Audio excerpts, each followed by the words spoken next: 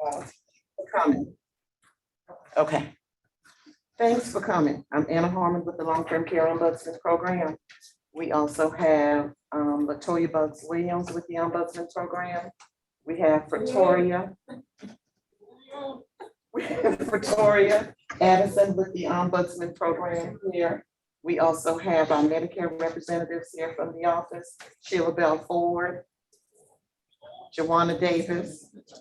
So if you have any Medicare questions today, they will be more than happy to answer. If you need some information, they will be more than happy to give you that information. So we try to make sure we give you as much information as possible. Sheila, Joanna, do you want to say anything about what is it that you have to offer, or any type of brochures that they can get from you today, or anything? We've got some flyers if you're needing to talk. We call SHIP. So if you hear anybody say anything about SHIP, that's how it's referenced at State Health Insurance Program. So we do have flyers to explain what SHIP is. That's all I can think of right now. Our open enrollment is coming up in the fall of the year.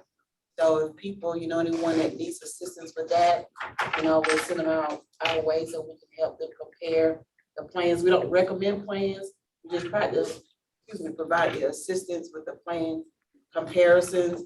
We also looking for people that may be low income to help them with the application for the Social Security extra help, or even to help the Part B assistance. So we do everything that's related to Medicare. We're the local office that providing assistance. Thank you, Sheila. Okay, and our Zoom participants, we have Cheryl Brisbane. Good morning. Good morning. Deputy Hatchell. Lexington Good County morning. Sheriff. Thank you. Janet Dubois. Janet. Yeah, I'm here. Okay, thank you. Melissa Chappell. Here. Okay, Rebecca Connolly.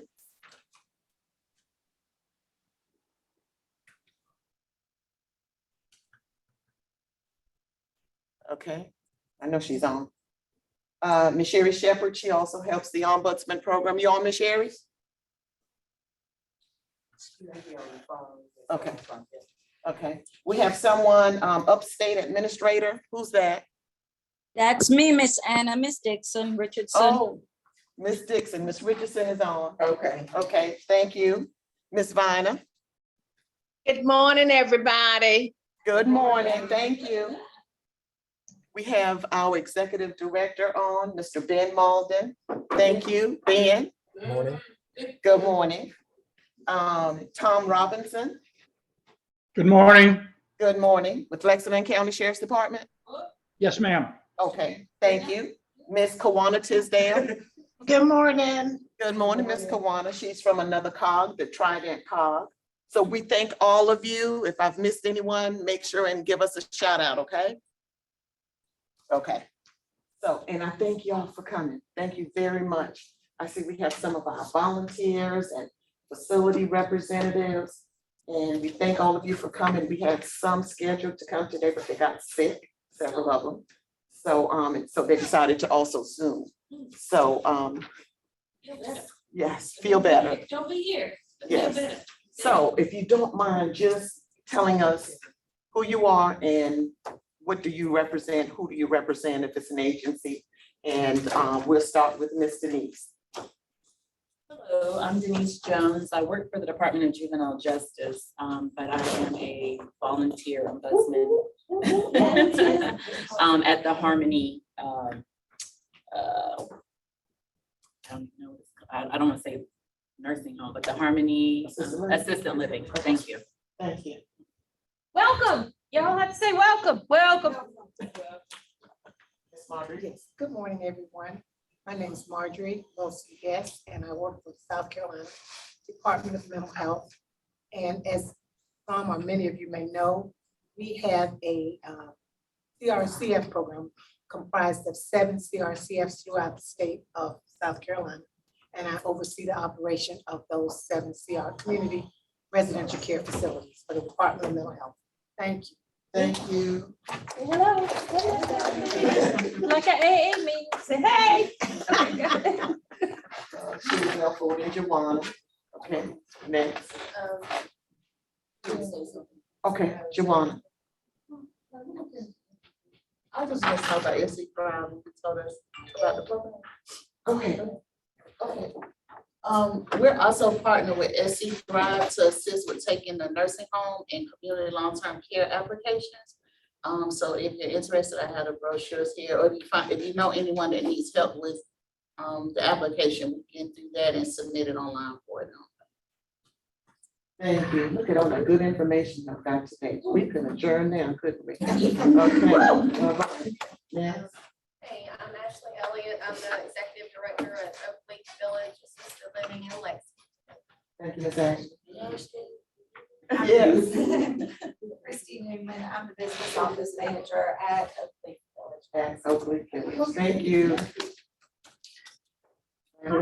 My name is Chase Sapp. I'm an intern here at Central Midlands with the Senior Education Children Program under the Family Caregiver Support Program. Nice to have you.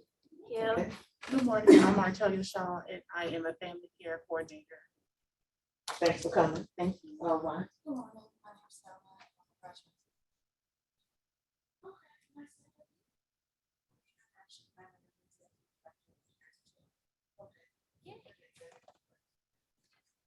I'm Lorraine Simmons. I'm a volunteer at several agencies that advocate. Okay. I'm Darrell Hudson. I'm County Councilman District 3 in Lexington, South Carolina, whose mother passed away due to neglect from a nursing facility. I am the one that's sponsoring the bill, that pushed the bill, was trying to get cameras in nursing homes. It didn't go through this year, but I came to get knowledge, as much knowledge as I could possibly have on this issue, because I do believe it's such a free. And I have the most knowledge that I can attack the issue. Thank you for coming, Mr. Hudson. I really appreciate it. Sorry for your loss. Ms. Latoya, Ms. Pretoria, we've already introduced them, and we have some more volunteers. Well, I'm Diane Green. It's good to be here. Glad to see everybody. Glad to have you, Ms. Diane. Volunteer, another volunteer. Yes, another volunteer. Ms. Diane is a volunteer. What about long-term volunteers? And my mother. Yes. And my mother, yes.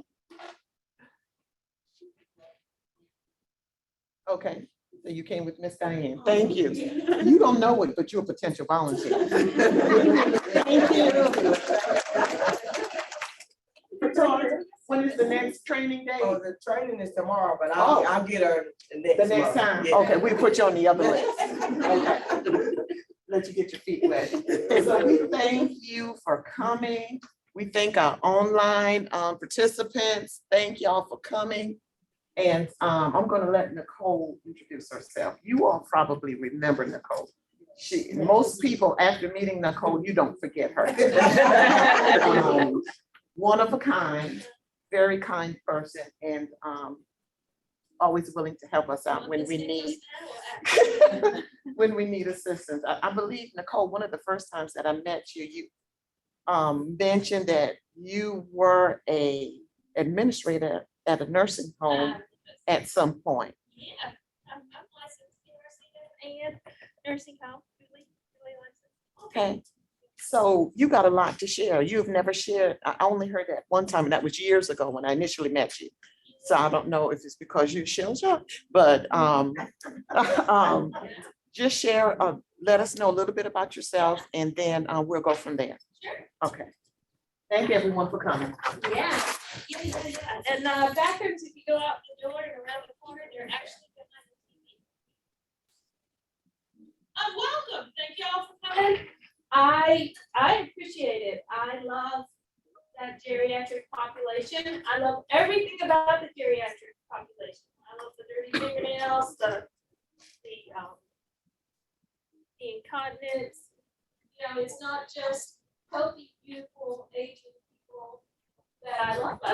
I love them from, you know, start to finish. And the reason I do this, Yes, I was licensed and I probably worked 70, 80 hours a week in my facilities because I was always afraid that when I went to sleep, something bad would happen. So I just stayed in this sort of hyper vigilant stage. The NASA talks about a window of opportunity. And what that means is spacecrafts trying to re-enter the atmosphere have to deal with the rotation of the Earth, the gravity, how fast they go. But there's just a tiny little window that they can re-enter the Earth's atmosphere without blowing pieces. They call it window of opportunity. But I always felt like the window of opportunity for something terrible going on happened when I was asleep. I wasn't there. I wasn't walking behind people and asking questions and saying, you need to do this. Another reason I do this is because I'm a licensed social worker, so I'm a mandated reporter, and I teach, it says USC, but Walden University now. And I think it's important to tell individuals the weight, the onus of your responsibility as a mandated reporter. Because I don't feel students particularly understand what that means. And when we say life or death or injury, we kind of mean it. It's not just this casual term. It's like, oh, you scared me to death, or oh, I about died coming here and all that weather. It is a genuine what we do. They can't hear you, so They can't we're hear. moving the mic closer to you. Okay, can you hear me now? Oh, this is like, what is that? Can you hear me now? That Verizon thing? Somebody tell me if you can hear me. Ben, ED, Ben. That's better. Okay, all right. Sorry, people. I love you.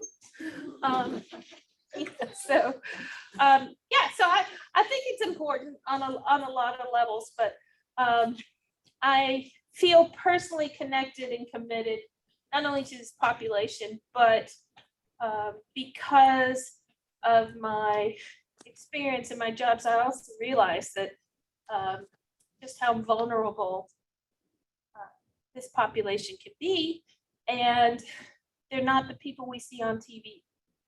They're not the people who age gracefully and remember to wear their teeth and always look perfect. Sometimes they move through the aging process very differently, and I think it's important. I don't know. I just think that as volunteers, service providers, representatives, mandated reporters, that we also remain hyper vigilant about potential catastrophes. And a catastrophe is doesn't usually have to be anything large and like a sinkhole in the middle of the nursing home. Sometimes it's as little as somebody falling. And when it affects you personally, it changes your perspective, because we put a lot of trust into these facilities, into these people, and that level of betrayal, you don't get it back. You never recover from being betrayed when someone hurts someone you love, and you never recover when someone who is entrusted with other people that you don't even know abuse or neglect someone. It's just not recover from that. A little piece of your faith in humanity changes, and I don't want you to be tainted. But I do want you to be well armed and prepared. And I think that goes a long way into moving. So I want to do this exercise with you for a lot of reasons, but I want to put you in the right frame of mind. So if you're out there in TV land, if you'll just get a piece of paper and number it 1 through 5. You're not going to share it. Nobody's going to see it. 5. 1, 2, 3, 4, 5. And if you've done this with me, I don't really change because the law doesn't change much. So I trust that you guys are more experienced and have a lot more expertise than I do. So if you have something you want to share, please share. Okay, so 1 through 5. But on your thinking caps, I want you to list the 5 most important things in your life. And you can say family, you don't have to say your brother Bob, and then you have a big family, so some people don't make the list.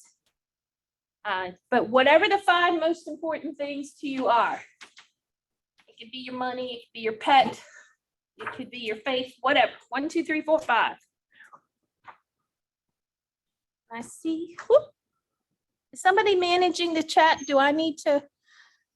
Oh, well, that was not helpful. Okay. 1, 2, 3, 4, 5. Crap. Sorry, I do have language issues. My advice. Really good at it, but apparently nobody appreciates it like they used to. 1, 2, 3, 4, 5. You got your 5? You're not playing? No. All right. You just gonna hang out. All right, well, I'm gonna have to pick on you a lot. Okay, you're gonna have to do double duty. I'm just counting, like you should have 2 lists. All right, so this is a metaphor.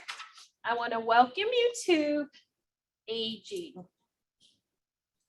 As we age, we might lose our hearing, our eyesight, in increments, our mobility. So cross off something off your list. Welcome to old age. Cross it right off your list.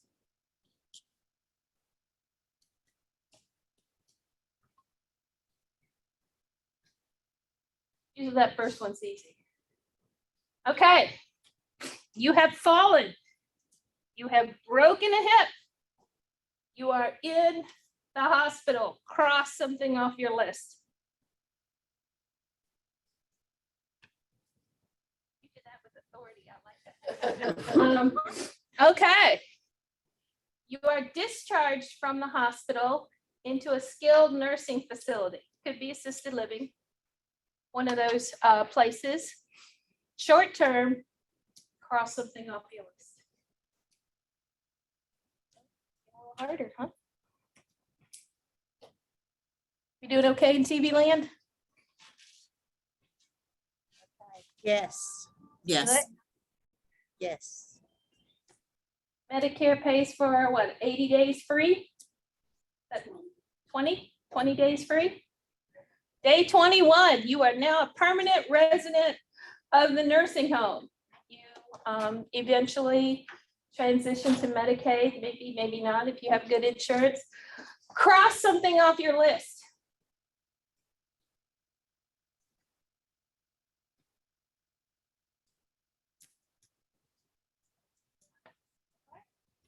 You didn't put your top 5, you put like your top 8, right? You didn't get those things.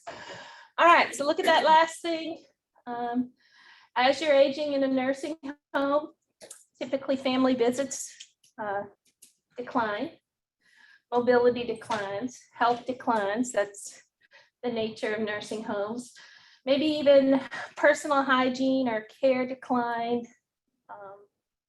People from the church don't come and visit as much. Maybe children and grandchildren visit you 1 or 2 times a year, if that. Cross that last thing off your list, please. How does it feel to be old? Hopeless. Helpless. What are some other feelings? Abandoned. What else? Abuse. Okay. Depressed. Depression. Good. Tired. Alone. Alone. Yeah. Hopeless. Yeah, that's a big word. Anybody else in TV land have another word? Vulnerable. Good word. Yeah, you rely solely on the people around you to care for you. Where your money's going, who's paying for it. I do this because of this list. It's hard. It's hard to give up your house. It's hard to give up your independence. It's hard to give up your senses. It's hard to give up your family. Anybody want to share what that last thing was? God. Yeah, that's universal, and most people don't cross it off the list. They look like they do, but they don't. They feel like that's blasphemy. Like, I'm not crossing God off my list. But you do feel abandoned. And that's sad. And I'm not saying that's everyone's experience. Certainly there are people who age very well and happily in assisted livings and nursing homes. There's plenty of activities, people are engaged, people are, they have a new sense of independence. Maybe they were isolated in their home and they get to go someplace and start engaging. So it's not all doom and gloom. But for me, every day I have to be reminded that the blessings, the advantages, the privileges that I have right now from not being at that stage of aging where I need that level of care is something I don't want to take for granted. And I don't want to diminish the quality of anyone else's existence or presence by my failure to just overlook things, to walk by it. One of the things that I do when I ran my nursing home was people would come and interview with me for a job, and I would have a track, TRACK, set up, and we would walk. And I'd put certain patients in certain places, and I would put paper on the floor, and I would take a tour. And the person and I would walk through the facility. If they stepped over a piece of paper, they didn't get a job. If they walked by a person and I leaned down to say hello and they didn't lean down to say hello, they didn't get a job. Because that told me right off the bat, you are not going to take ownership of this place. And that's the number one. I don't care how much you love old people. I love chocolate, but I'm not going to run the factory. I need people who take ownership of the facility, the people, and the responsibility. Another tip for those of you who run nursing facilities, assisted livings, is I would put notes in the all around the facility, like under the couch, under bases, behind things, and I would say, bring this to me for a prize, because I knew if housekeeping was cleaning, they'd find the doggone notes. So if they didn't bring me those notes, I would say, did you dust the fireplace? Did you clean under Mr. So-and-so's bed? Did you get inside their refrigerator? They asked yesterday. If they didn't bring me that note, I know they didn't do that. We'd have a serious talk. So there are ways that administrators, you, volunteers, can engage with your, I know they call them residents. What do volunteers call their people? Residents? Oh, we need to come up with a better word for that, like aunties and uncles or something. But yeah, so just if you kind of want to know my mindset moving forward, that's what it is. People through the aging process have a diminished capacity in all kinds of ways. And it's important to me. My father-in-law is 98. He lives independently. My dad is 91. He lives across the street. And my husband is 72. So I run my own facility. It is unskilled. Trust me. Trust me. And most days, I make the rounds, I clean, but all of the men in my life are very stubborn. I don't know if you're stubborn, but if you are, don't come to my house. But like if they get a wound, like my dad's always catching his arm. It's like, you wanna go see the doctor? No, just wrap it. One time he came over and he had a big kind of towel wrapped around his arm with duct tape. And I said, wow, that's special. What's going on here? He says, I fell, it was bleeding, it wouldn't stop, so I just fixed it myself. Glad to hear that.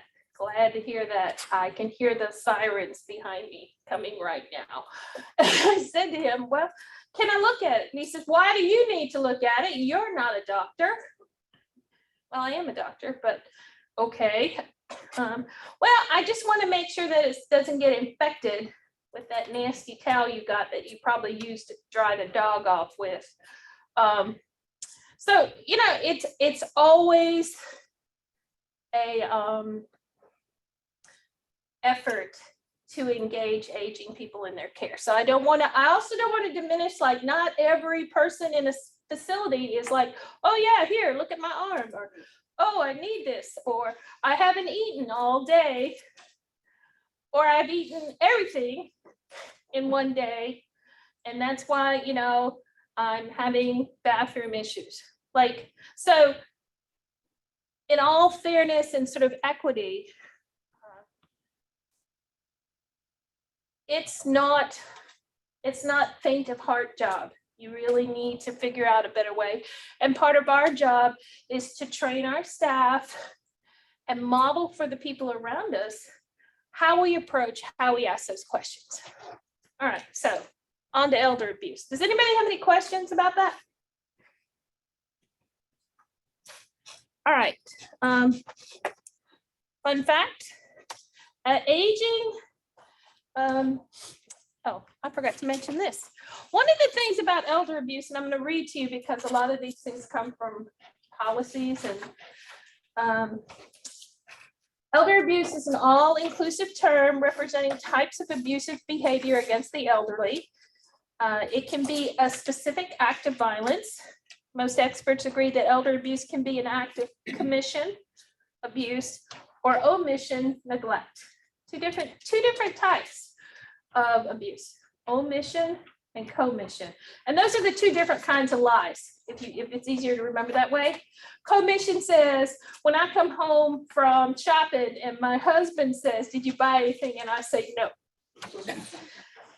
That's commission. He knows that trunk is full of stuff. I just wait till he leaves and I put it all in the house.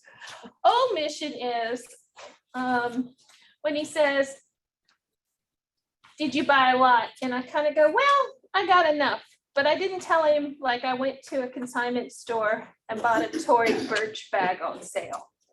Like, you don't need to know that. But when it comes to abuse, omission is just as, what's another word for sinful? Dangerous, harmful. Physical, we're going to cover psychological, emotional, financial, sexual, all types of abuse. And unfortunately, I've seen it all. I don't know if you've seen it all. I hope not. That's pretty, I don't know, it sits with you. So whether it's neglect or abuse or exploitation, we're talking about the frequency, intensity, and duration of the elder abuse. And then we have to think about culture. We don't talk a lot about it, but there are some cultures, this is a joke, but it's not a joke. Like, you've heard do they call Eskimos something besides Eskimos? But they put their old people out on an iceberg, kind of let them go to drift. Everybody's heard that, right? Oh yeah, when you get old, that's what allegedly they do. But it's a culture thing. Now we would go, oh no. Oh no, of course, my dad would probably jump on it, like, just go. So we have to consider culture, how culture perceives the behavior, because even though it may be abuse, it might require a level of education so that people understand that not only is it illegal to do this, but it's harmful. I know you don't think it's harmful to let someone sit in their soiled underclothes all day, for whatever reason that is. I had a person who told me that they soiled themselves on purpose just to make me mad. Well, I'm fixing to soil myself and you're really gonna get mad. So part of this is we need to revisit the parameters of abuse, revisit culturally and define what's acceptable and not acceptable. Okay, fun fact. Aging is universal. Is there anything that aging doesn't touch? My money. Just so you know, my money is not getting older. It goes as soon as it gets there. Aging is normal. And in social work, we don't use the word normal because it implies that there are things that are abnormal. But in this case, aging is that process is universally common. It's not a big surprise. It's variable. How you age is going to be very different than how I age. My friend just turned 60. She's beautiful. She doesn't have any wrinkles.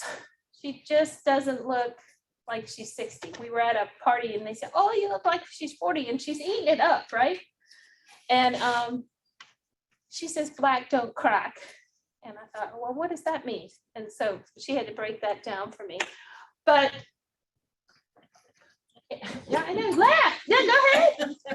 I'm stupid sometimes. Like, where are you cracking at? You know, because I was thinking crack. But anyway,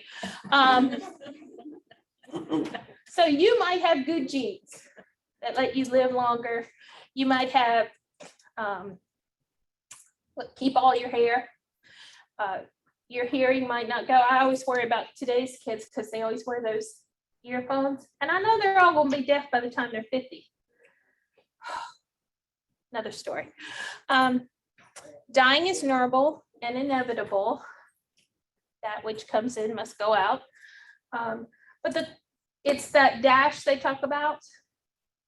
Born and death. It's that quality, that dash between the two, that we are gonna just kind of revisit and talk about.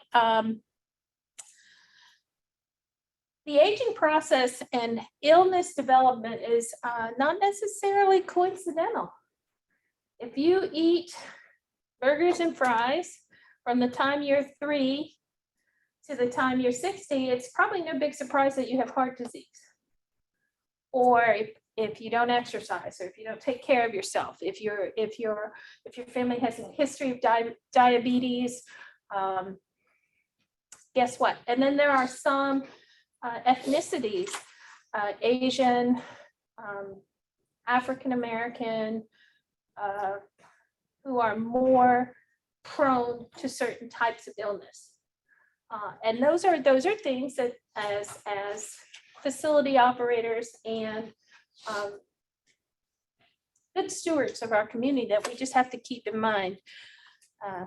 Older people really represent 3 generations. What would those 3 generations be? It's funny. Old, and very old. It's not scientific, but it just has to, usually, like, tell me what you think is old. Like, how old are you when you're old? 80. 80, okay, that's a good start. 103, that's very old. Anybody here in their 20s? Oh, sweet girl with the small feet. She told me that. She told me that. I'm not just making fun of her. At some point before you got in this class with all of us old people, how old did you think old was going to be? Really? See, I thought 30 was old when I was that young. I thought I'd be dead by 30. I was crawling out a window, stealing my dad's car, drinking and driving. Well, actually, someone else was driving, but we were drinking, going down the back roads, getting out, going to the bathroom on the side of the road. Now we got serial killers that just follow you and wait for you to get out. Or, scary scaries. But yeah.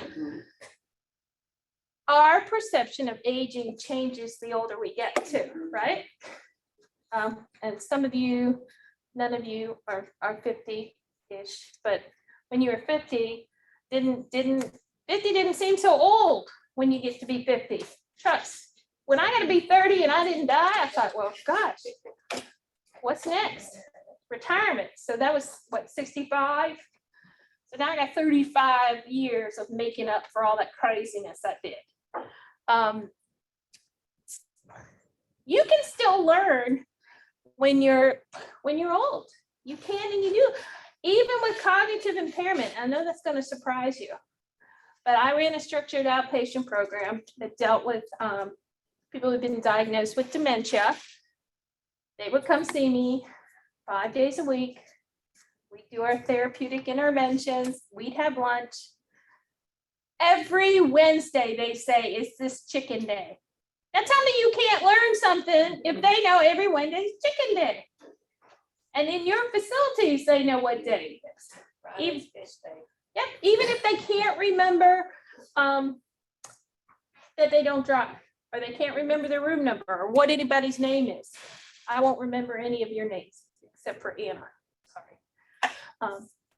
And Ben, I love you, Ben. But they can learn. So part of our job working with our aging population is to teach them what's acceptable behavior, how someone can speak to you, what's respectful, what's disrespectful, how to manage your money. My dad, back to my dad, 91, I was gone and the bank called me and they said, we have a check here for $750. We can't read the name on it. Damn, somebody has stole his checkbook. I'm gonna have to kill people. So I got home and my dad's driveway had been paved. And I said, oh, okay, that's not $750, but, and he said they came, he charged too much, but I like it. Okay, I'm good with that. I said, but I'd really like it better if maybe we could talk about it. You're spending my inheritance. You know, beach trips aren't cheap. Tory Burch bags aren't cheap. Let's talk about this.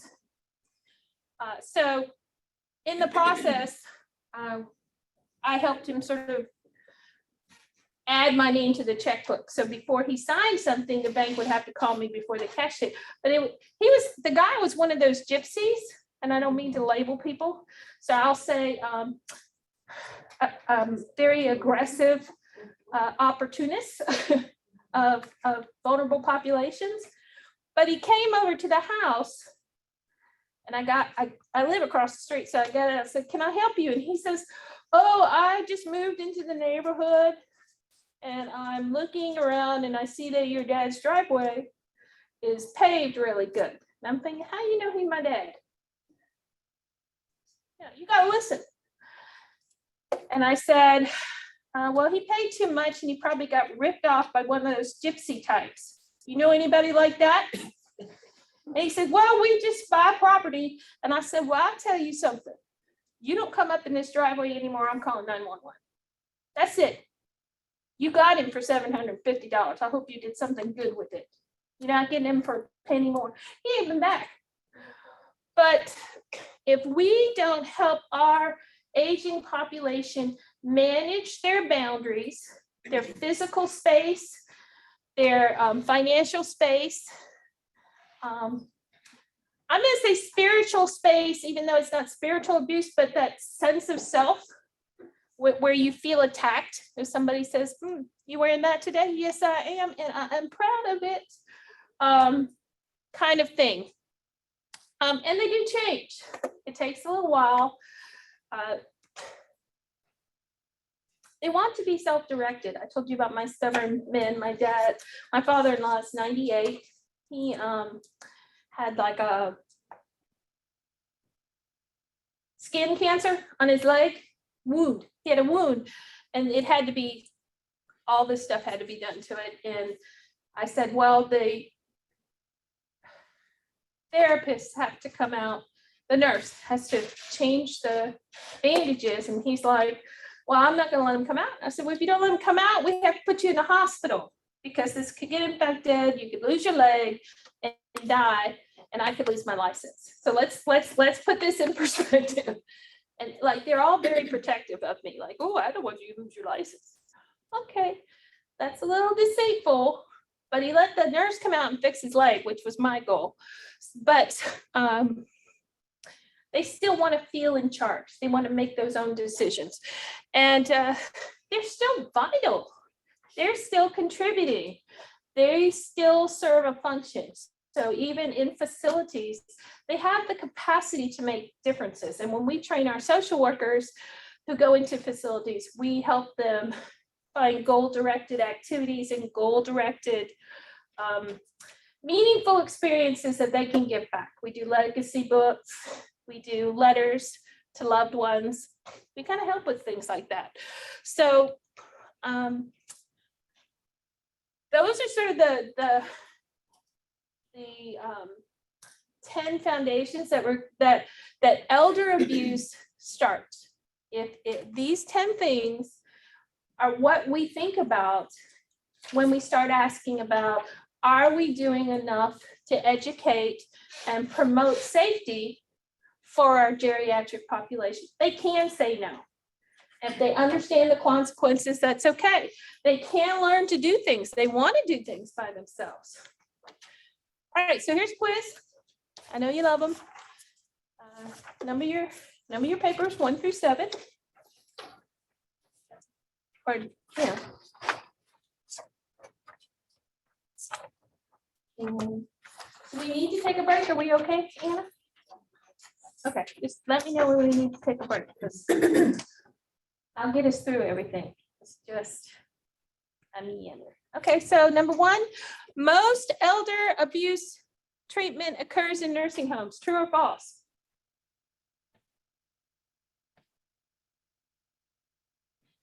In most cultural groups in the United States, adult daughters are the primary caregivers for elderly people, excluding spouses. Yeah, but next thing. And my father-in-law has 5 daughters. I'm still the chick. Did I tell you that they don't pay for anything? They think everything costs $1. So when I bring them groceries over, like my dad hands me a $10 bill and says, thanks. Thank you. They won't even pay for the gas. They took it to get it, but okay. Or if it comes to like $15.99, he'll give me $10. You got the rest, right? I guess I do. It's Band-Aids. I guess I have to get them. According to most studies, verbal abuse is the most common form of elder abuse. The top 5 in order are neglect, verbal, financial, physical, and sexual. So the sentence answers the question. The federal government appropriates equal amounts of money to combat each category of family violence: child abuse, domestic violence, and elder abuse. That money is equally distributed. So if it's $3, each one of them gets $1. Adult children are the primary perpetrators of elder abuse and mistreatment. Adult children. Elderly women who are victims of domestic violence are reluctant to leave their husbands because they have gotten used to the abuse. And 7, victims of elder abuse, mistreatment, self-refer for help in approximately 5% of all reported cases. That means they call someone, they tell someone they're being abused. All right. You can hop in. You know, like I like Zoom at my house because I just turn it on and clean my house or make my lunch or whatever. I'm not actually paying attention. Not that you guys aren't, but I just wait for something to sort of make me come out and sit. So if I were at home listening to me, I'd be laying on the couch. So no shame here. True or false? Number one, most elder abuse treatment occurs in nursing homes. False. Ooh, you're smart cookies. Where does it happen? At home. At home, the place where you're supposed to feel safest. Two, in most cultural groups in the United States, adult daughters are the primary caregivers for elderly people. True. And my husband goes out and visits his dad, my father-in-law, every day. And I'll come back. Does he need anything? I didn't ask. He didn't say. I don't know. It's the ground.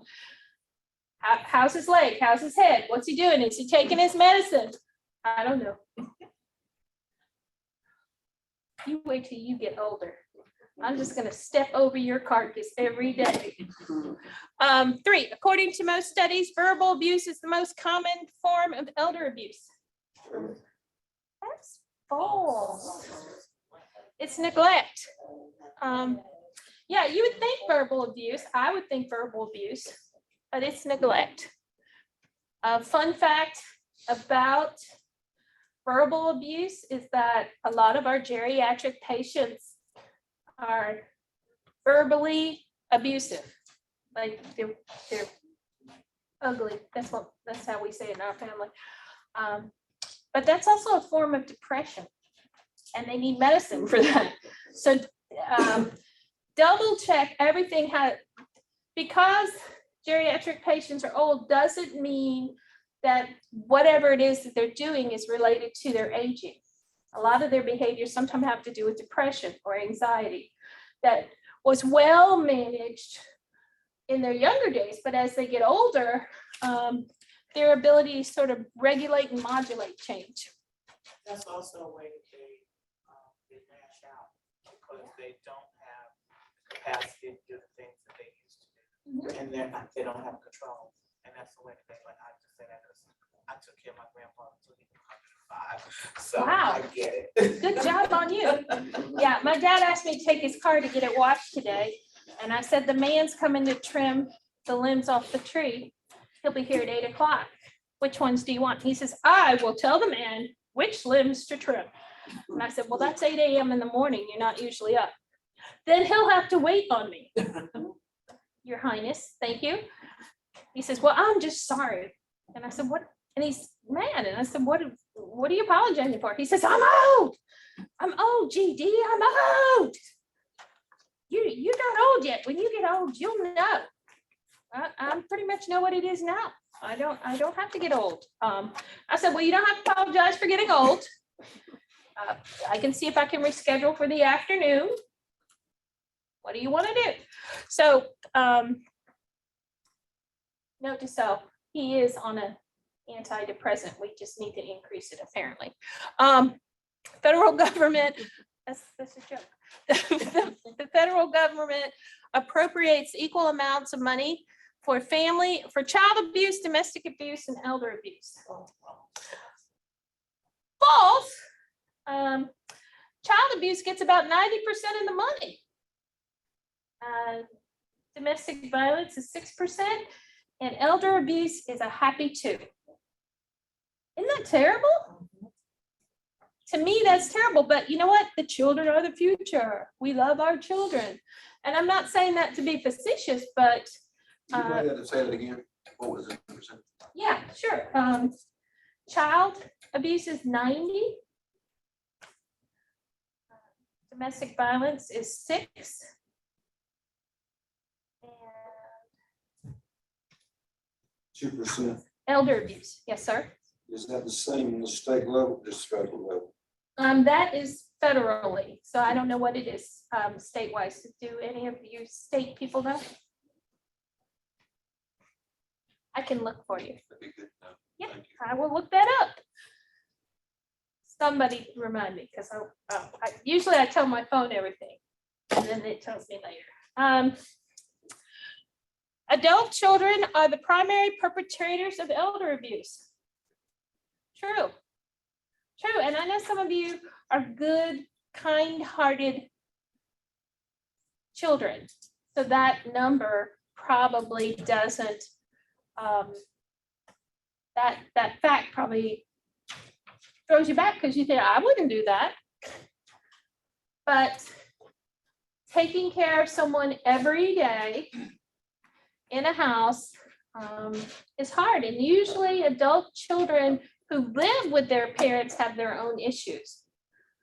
Adult children who bring their families in, it's almost like adopting a stranger because you have to reacclimate when you eat, who's up, who's doing stuff. And all that can be very frustrating in the midst of trying to do their jobs or their lives. Elderly women who are victims of domestic violence are reluctant to leave their husbands. True, it's called behavioral conditioning. And what that does in the circle of violence is that women become accustomed to not telling people. And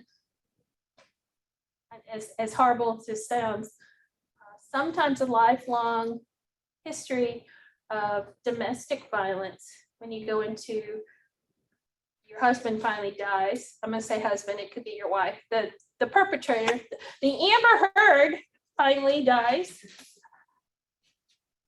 Wasn't that a waste of our time?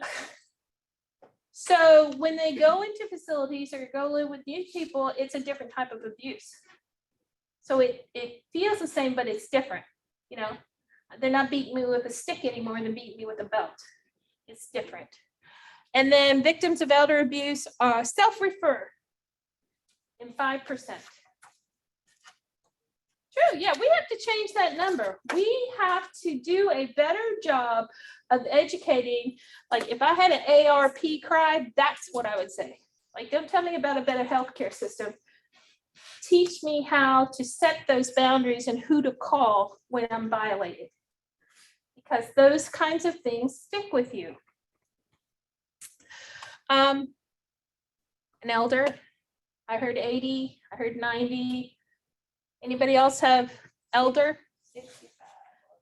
Yeah, double nickels, 55 or older. Anybody else have any thoughts about that?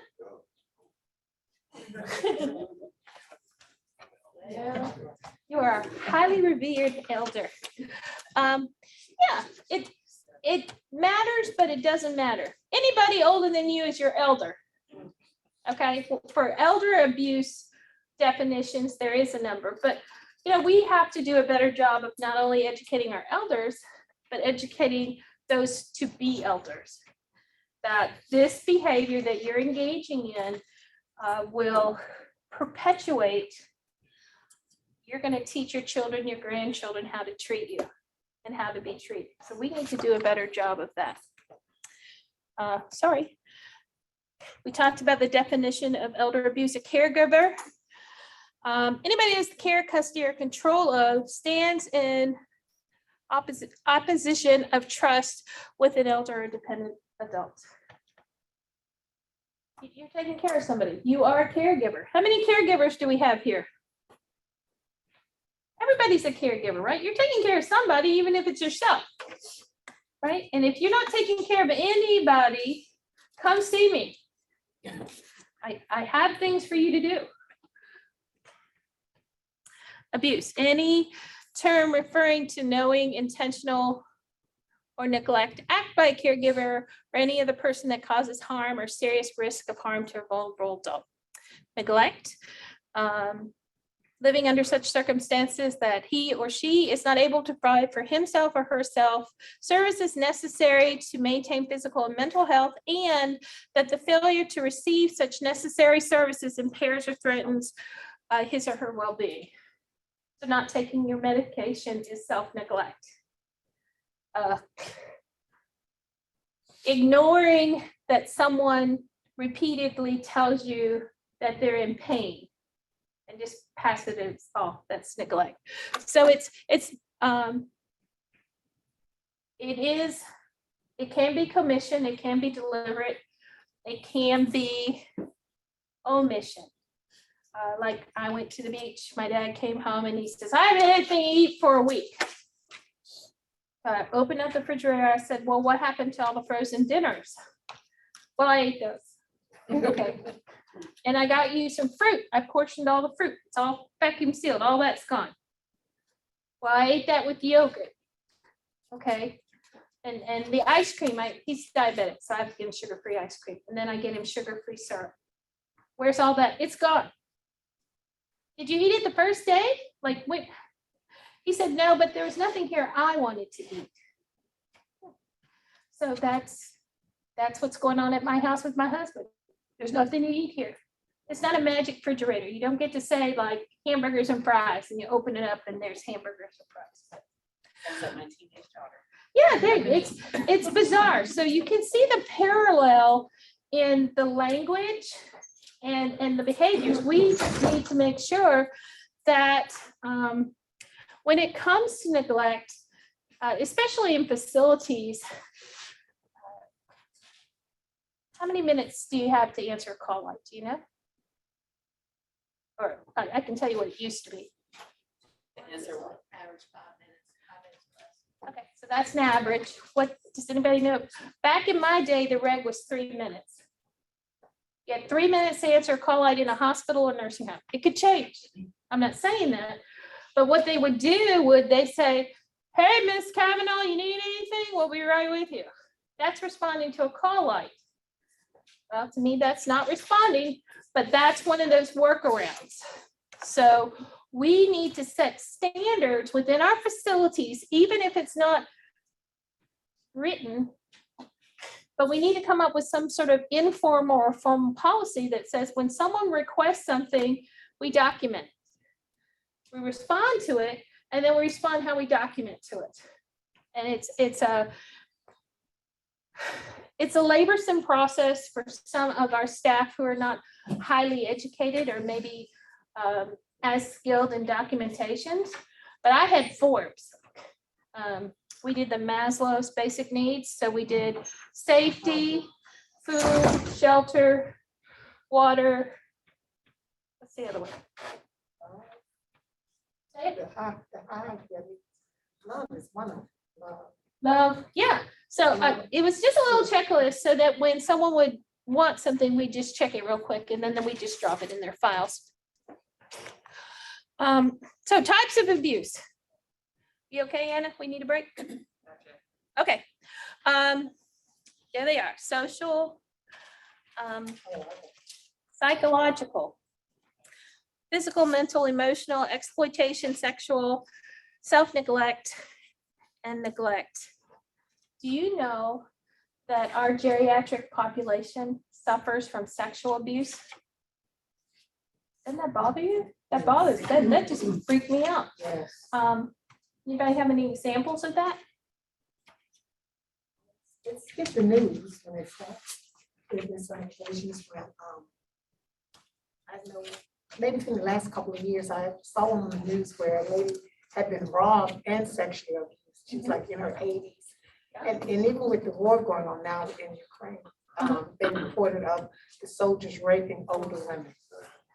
Yeah, so it's gross. There's a special kind of help for those It's people. unthinkable. I'm shocked that financial's not on there, even though it's not a bodily injury. It's It's on neglect. there. It's on Financial. the Is it on there? exploitation. Yeah, financial. Where is it at? Is that under exploitation? Number 3. Okay, I'm talking about types of abuse on the What? right. Oh, yeah, it's coming. It's coming. Yeah, I'm sorry. Sometimes I I get, didn't look at the left side. excuse me. no, you, oh, man. Oh, look, I know how to do this. Stop. Okay, I see it now. Yeah. Yeah, so I had a client in Newberry County. And the bus driver dropped her off after our daily thing. And the policy is you wait till the person goes in the house. You don't have to walk them in the house if they want to walk by themselves, but you do have to wait till they go in. Takes them in. I don't know if you know about Newberry County, but it's odd. Anyway, you have to go down, turn around, and come back. And we came back, she was sitting on the porch. They got out. What's up? She said, my grandson's in there with his friends, and they told me I can't come in. It's a day like this, like hot. He said, no. So he calls me on the phone. He says, do I bring her back? And I said, no, just put her in the van. I'll be there in a minute. So I go, and you know, I'm all cocky because I was young and thin, and I banged on the door and I said, "What's up?" And they said, "Well, we're having a party." I said, "No, sir, this house is in her name. Everybody out of the house. You can't kick us out of the house." I said, "You're right.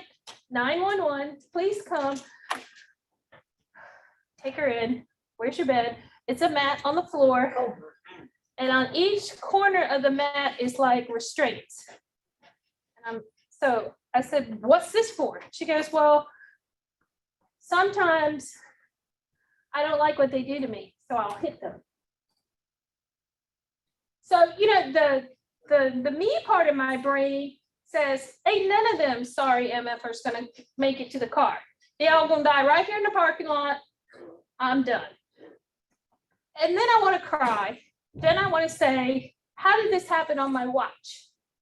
Like, all this was going on and she came every day to visit us. And I said, we need to change the way we talk to our clients. And we need to say, is this happening at your house? Who's paying you? You know, those kinds of things. But they were sexually abusing her. They were taking her money.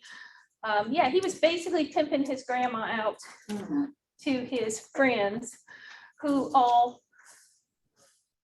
special kind of hell. But yeah, and that was the prosecution of all that. Big hairy deal. But it happens. I don't want you to leave here thinking that that stuff doesn't happen.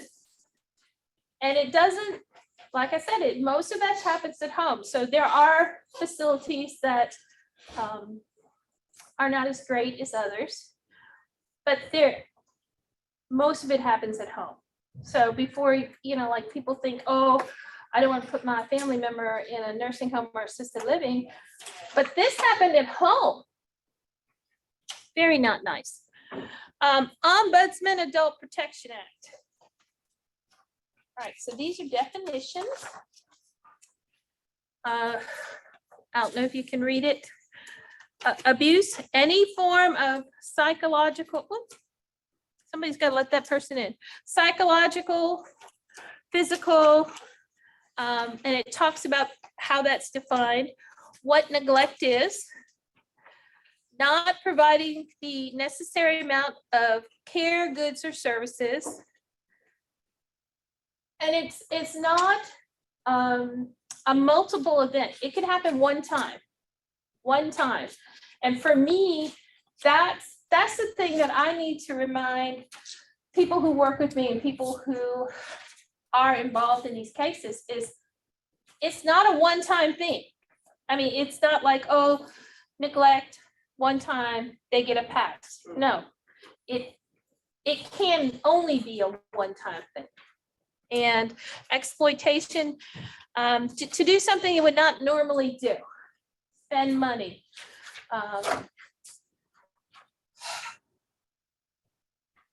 Usually it's financial. Does anybody have any examples of exploitation they want to share?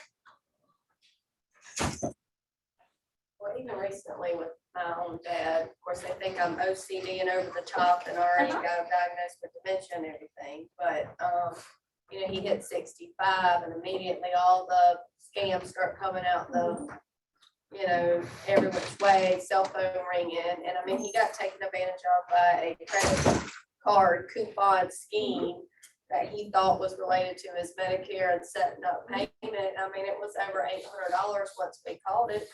And I used those exact words. This is a felony. He's a vulnerable adult. Of course, my dad is, you know, capable, but I was like, this, you have taken advantage of him. I want it all back and I'm reporting. And I mean, it was that simple. And he's a businessman, still owns his own business, but it was like that. Yeah, I mean, so even the younger people versus, you know, our older people we take care of, it's all the same. Yeah, and that's an excellent example. You don't have to, my dad's a veteran, so he gets money like donate here and you get a sticker for your car or donate this.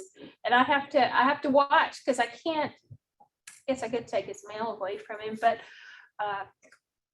I have a little recycling box next to his chair. And once a week I throw that out so I can just look to see what he's getting.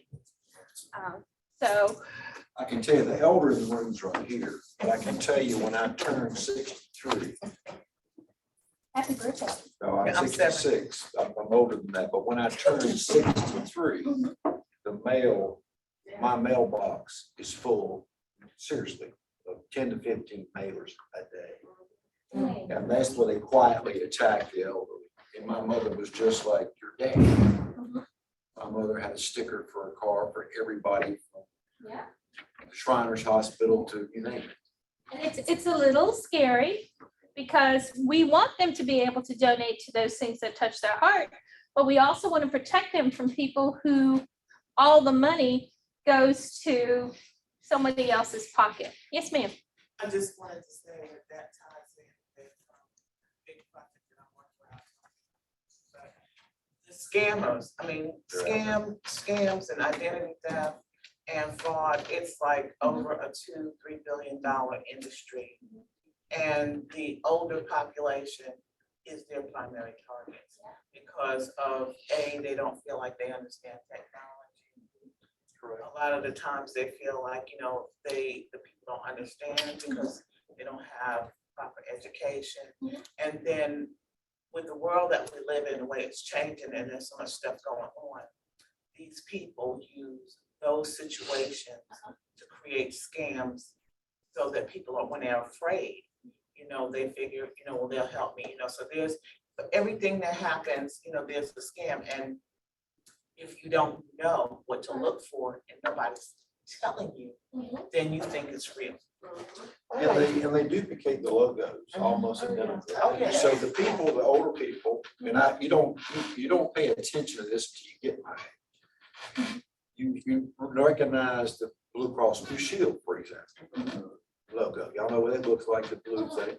When the mailer will come in and it'll have a Blue Cross Blue Shield, it's not identical, but you have to be cognizant of the fact to look at it's not identical. Right. It'll say insurance free or something like that, and then you'll read the fine line even with my bifocals, almost a magnifying glass. Says not affiliated with Blue Cross Blue Shield. It's a complete scam.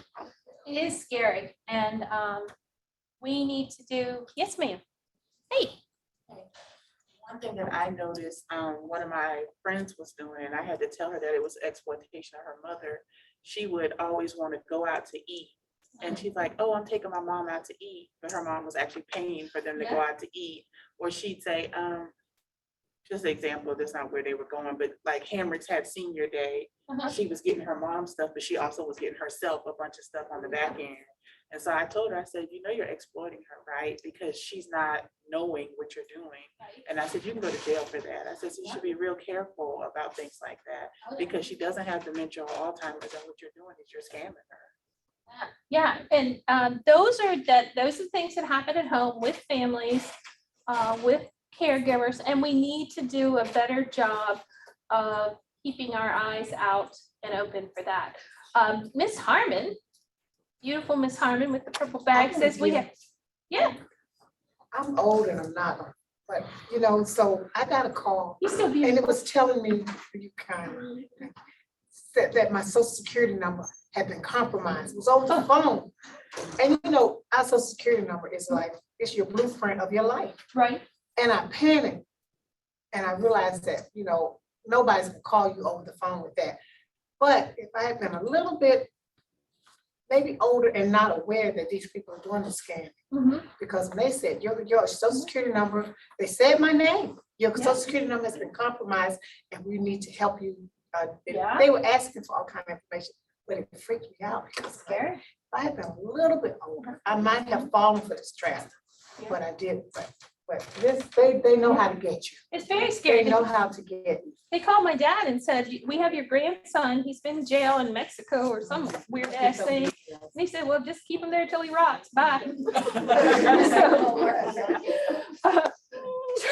story, I think we'd all rot. All right, Miss Anna, we gonna take a break?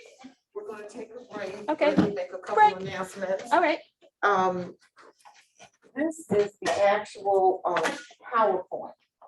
It's about 60 pages, so we didn't make a copy of it.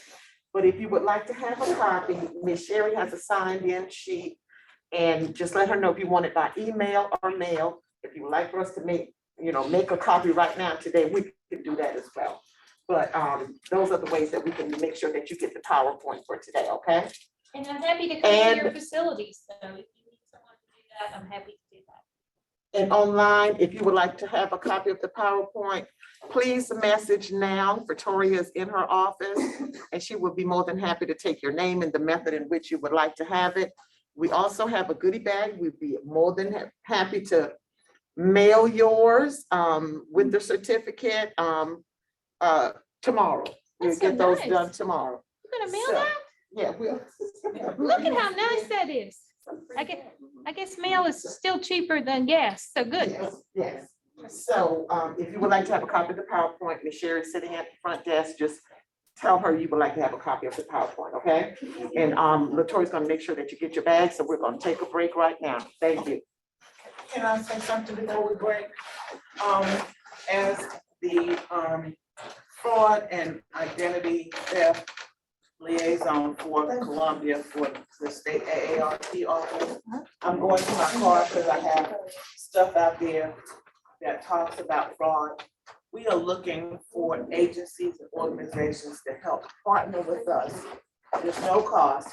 All we want to do is like drop ship fraud and scam information to your agency. So when your people come in, they can pick it up and they can self-educate. So we don't have some of the issues that we're talking about now. If you would like to partner with us, you would before we leave today or at any time, just come and give me your information so I can submit it to the state office and then they can send out the information. Thank you. I appreciate it. Okay. If you want to give me some money, my son's still in Mexico.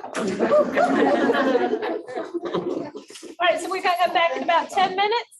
That's fine. All right.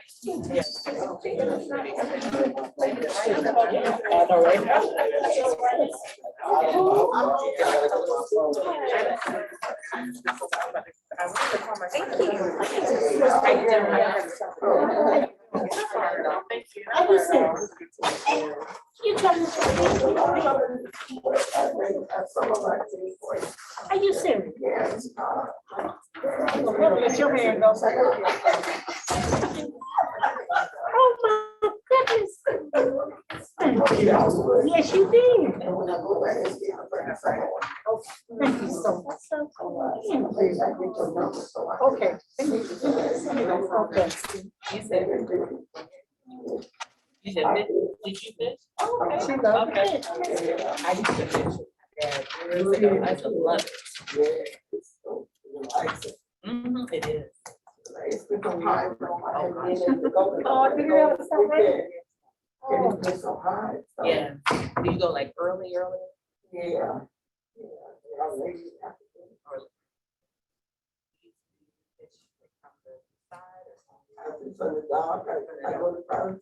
Okay. Yes, ma'am.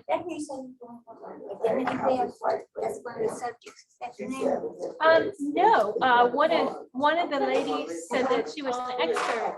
Well, I'm a trained, Oh, I did a defense specialist. I work with leadership, or I have worked with leadership for several years, but I've gotten out of it because of my age and working and all that stuff. But yes, ma'am, I've been trained. I've been trained by the best. great. Well, oh crap. When we get to financial abuse, you can come on in and Another thing that I have really harped on when I give a presentation is that seniors don't realize their Medicare, their medical records can be hacked, and they can change them. A man in Colorado, sitting at the table with his family, discussing their vacations. He started having heart attack. So they called in the ICMS came and got him. His wife followed in a car that would let her ride the ambulance with him. And she got there and they wanted her to fill out all the paperwork. So she said, now can I go see him? And she said, I'm sorry to take you right into surgery.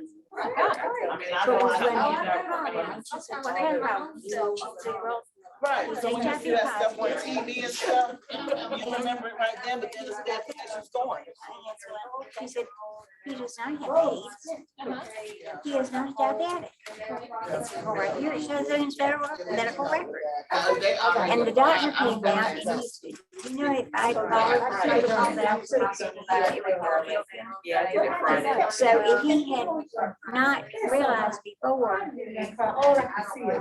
not changed the records legally, they're supposed to have her hand. And they just have to really keep track of their medical information, especially. It's bad enough with financial, but it could kill you. I mean, they had the date, that he went into another state to be tested for HIV, and he was positive, but it wasn't him, it was the man that hacked his records.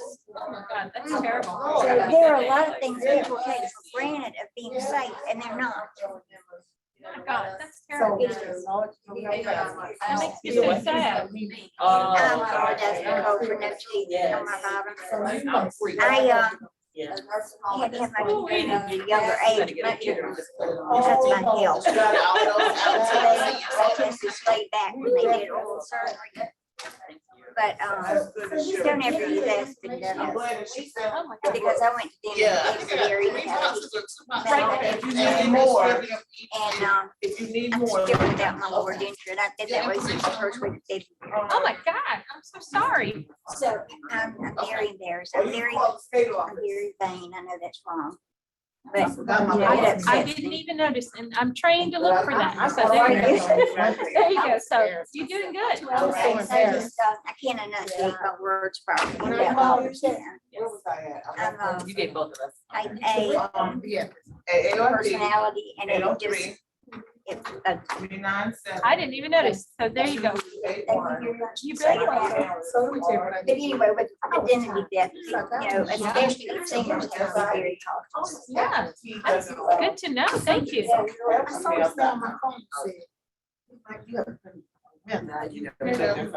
Whatever. Oh, yes. She started saying that. I said, you sit here.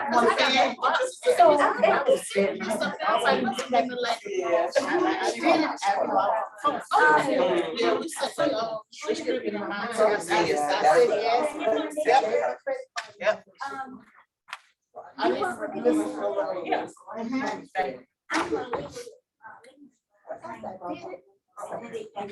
Okay, well, let me get your information. About medical. Yes. It's all, I mean, they've got everything, they've got.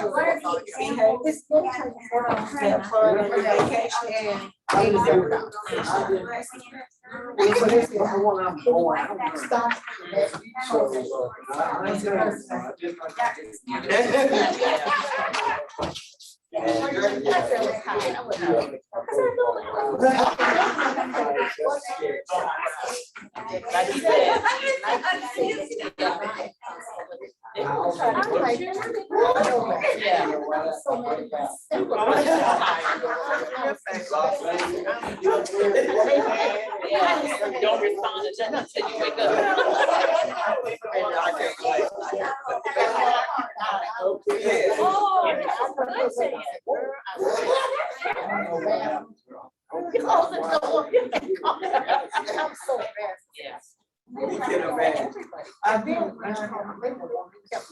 I love you, Anna. I don't know what you signed it, but I love you. You signed a certificate. Hey, listen. All right, let's see what we got here. We got,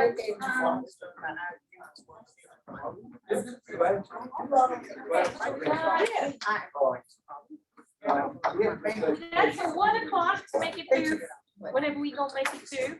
So if you'll,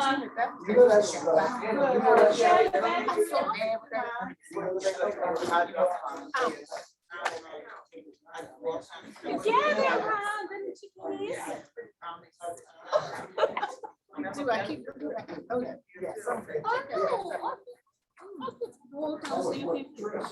Just a minute.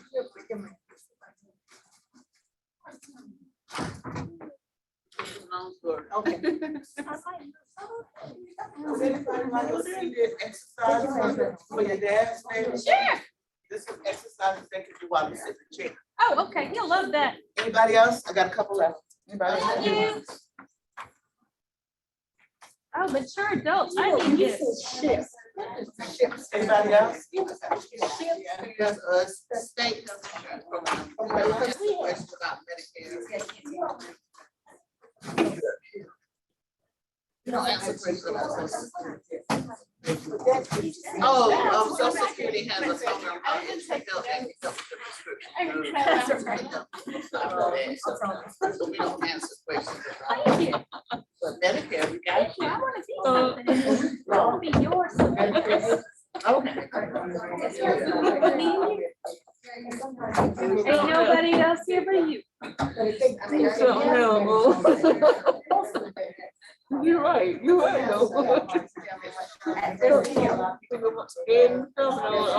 know that. It's true. All right, happy people, I'm gonna get started back. If you're in TV land, the next section's gonna move a little bit quickly. Thank you. A little bit quickly. How you guys enjoying stuff in TV land? I'm enjoying it. It's Okay. good. What about my police friends? Are my police friends enjoying themselves? I think it's absolutely awesome. A lot of information that we can apply, but it helps to know that there are so many other organizations that once we toss the baton off, that they're being taken care of. Yes, And thank sir. you so much for everything. We appreciate you. Yeah, he's thanking y'all for all the good work you do. Thank you. He speaks with authority. I don't know what that is. Who did that? Ben, did you write on my screen? He asked me what was that. Oh. All right. I don't know. This If it's first an one is. A, if it's an A, that was me. I was giving you an A plus, but I couldn't. Thank use you. it. Oh, that's so sweet. I love you. Oh, I love all of y'all. I didn't know it was gonna do that though. Oh, it's okay. It's all right. All right. So this is what I do when I got a big rowdy bunch. I do 5, 4, 3, 2, 1. Well, this works with children. I don't know about mature adults. My young 22-year-old with the small feet, she got quiet. So she used to that. All right. Miss Harmony, yes. All right. We got orders for bottled water. If y'all want any, just raise your hand. She coming. All right, so we're gonna move through the next part pretty quickly because I feel like you know the types of abuse with the examples, but I do want to make sure that that we cover them. So physical abuse, dehydration, malnutrition. We have to be very careful in the summer months. I'm sure that you've seen all of those notices and things like that. But dehydration is pretty serious with the elderly. A lot of geriatric older adults don't want to drink because it makes them go to the bathroom. And if they have incontinence issues, that's very embarrassing for them. So we have to normalize that. It's called bladder and bowel, and we take them to the restroom. But if they're at home, just when you go to the bathroom, take them. Take them every, what the heck? Take them every 30 minutes. It really doesn't matter. But make sure that they're hydrating. Broken bones and sprains, pain from touching. I don't know if you've ever had a bruise, but you have people that poke it. Does this hurt? Does this hurt? Does this hurt? Yes, it hurts. Quit poking me. Scratches, burns, bruises, soiled clothing, unsanitary or safe housing. Now, these are warnings.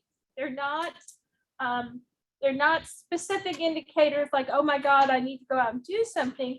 But as they start to collect, these are the things that you should, I don't like to use the word should, but that you turn on your spider senses for.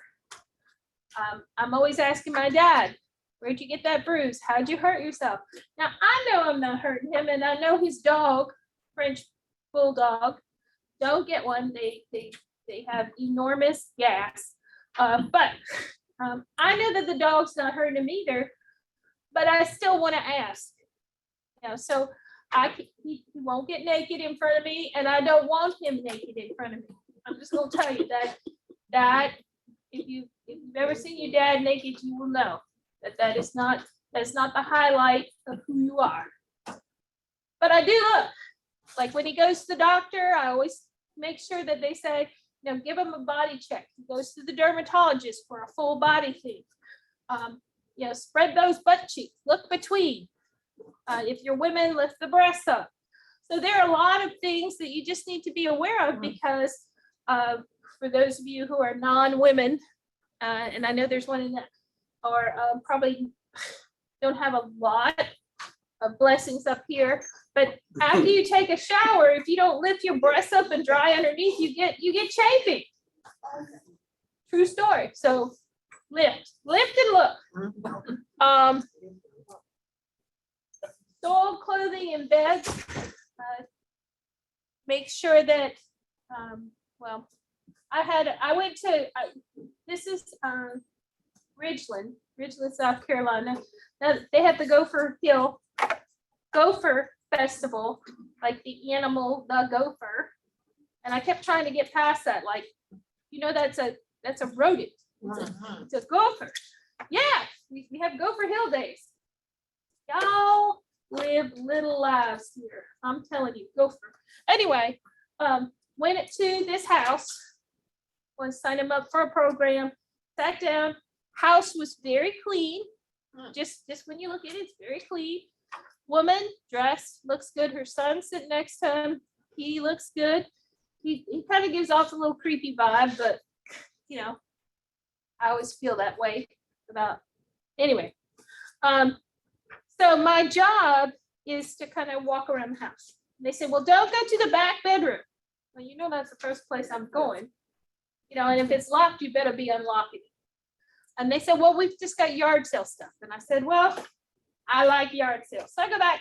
Sure enough, there's a bunch of crap back there. Just clothes piled up. Just, I don't know. It just looked like somebody just threw up stuff in there. Okay. But everywhere else was clean. The beds were made. It looked like it'd been vacuumed. The refrigerator, not a lot of food, but Ridgeland. And we deliver food. So that was okay. The knobs were off the stove because that's what you do with elderly people who forget to turn off the stove. You just take the knobs off. I go to the bathroom and I'm in the bathroom and I really have to go to the bathroom. So this, you know, it served two purposes, but I'm in the bathroom and I'm thinking something smells weird. Like, I don't know what that is, but it's weird. And then I look on the back of the door and there's a dress hanging there, like a nightgown with a coat hanger that had been opened up. And I thought, look, it's a coat hanger in the bathroom. That's odd. Still, it's not, I was new, it's not ringing any bells. So I said, I'm gonna go through this hamper. I don't know what possessed me, but that's my job. So I went through the hamper and there's fecal matter on the clothes. And blood. Now we're in the somebody going to jail today. So I came out and I said, look, I was in the bathroom. And I realized when I started this conversation that the man was between me and the door. So now we're doing a safety check. So I'm trying to get around him and get to the door. So, you know, if he goes crazy, I get a way out. But I said, I noticed in the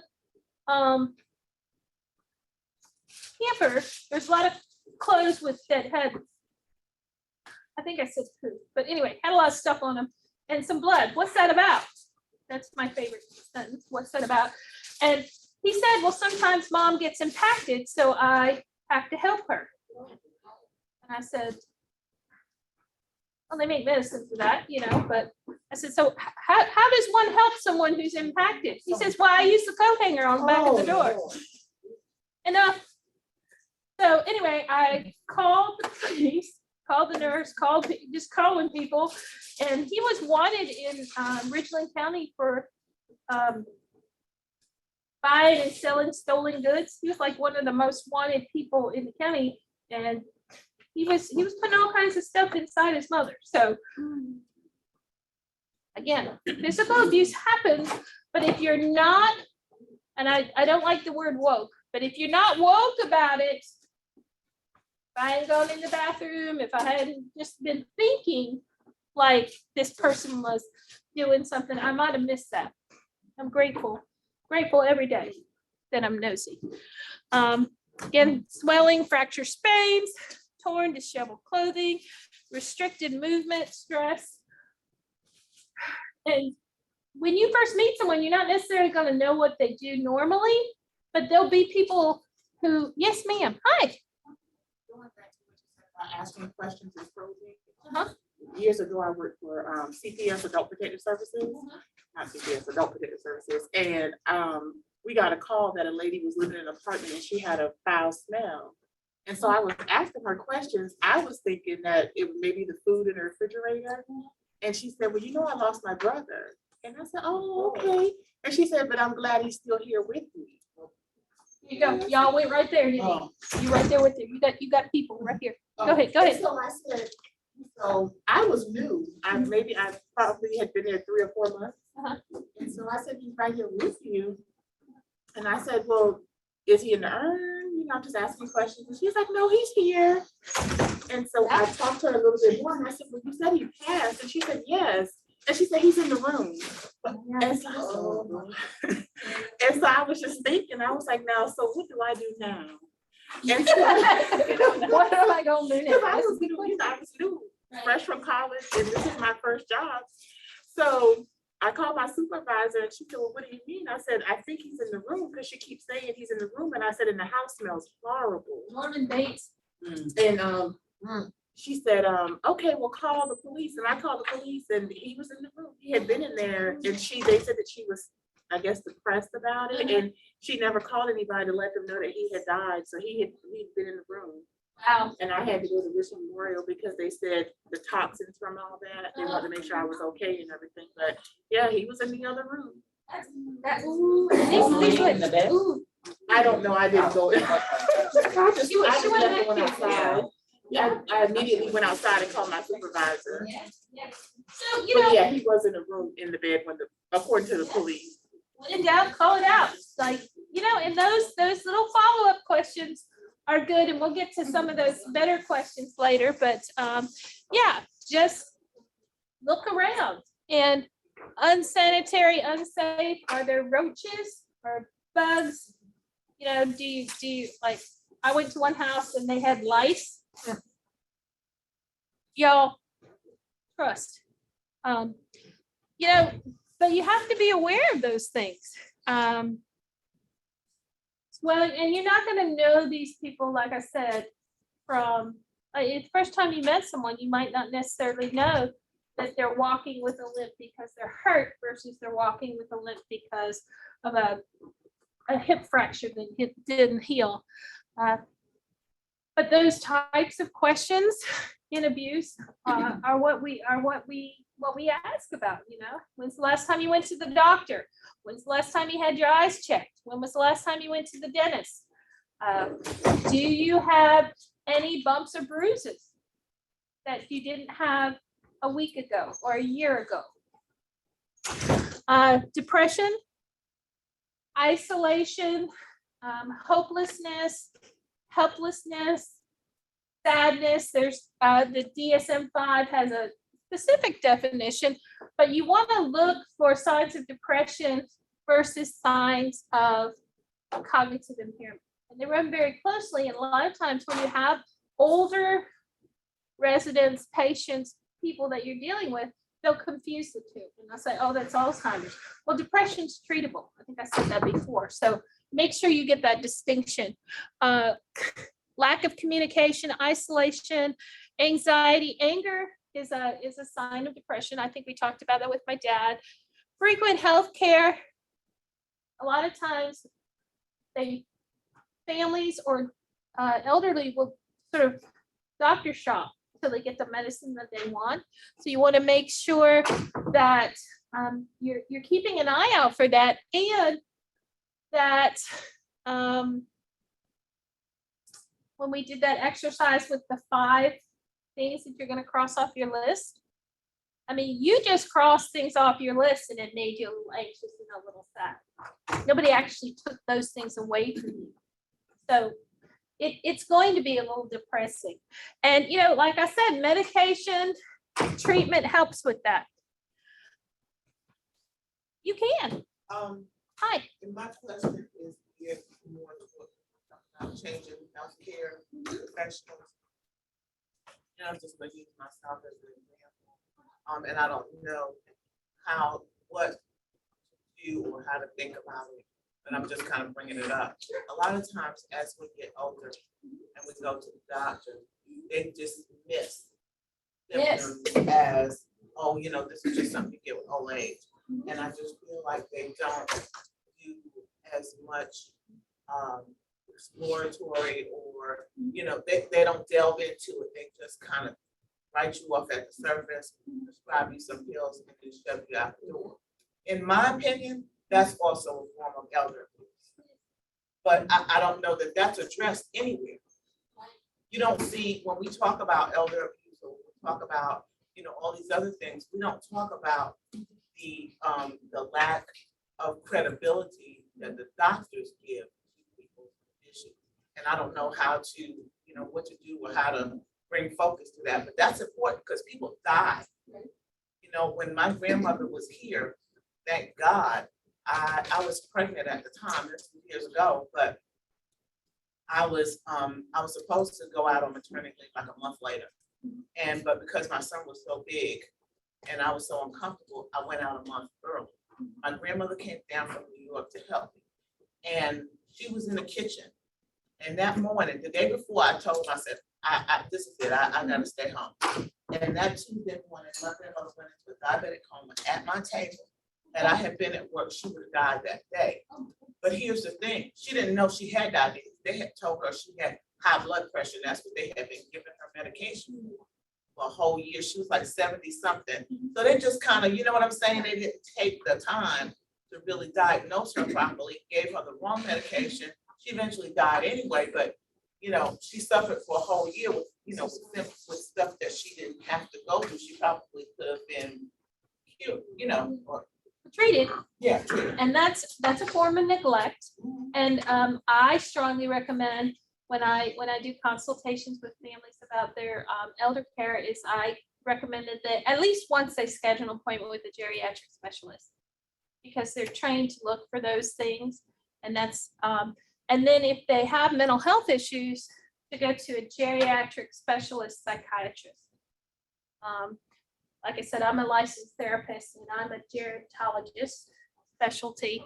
So we get extra training and we specifically look for those behaviors or those symptoms.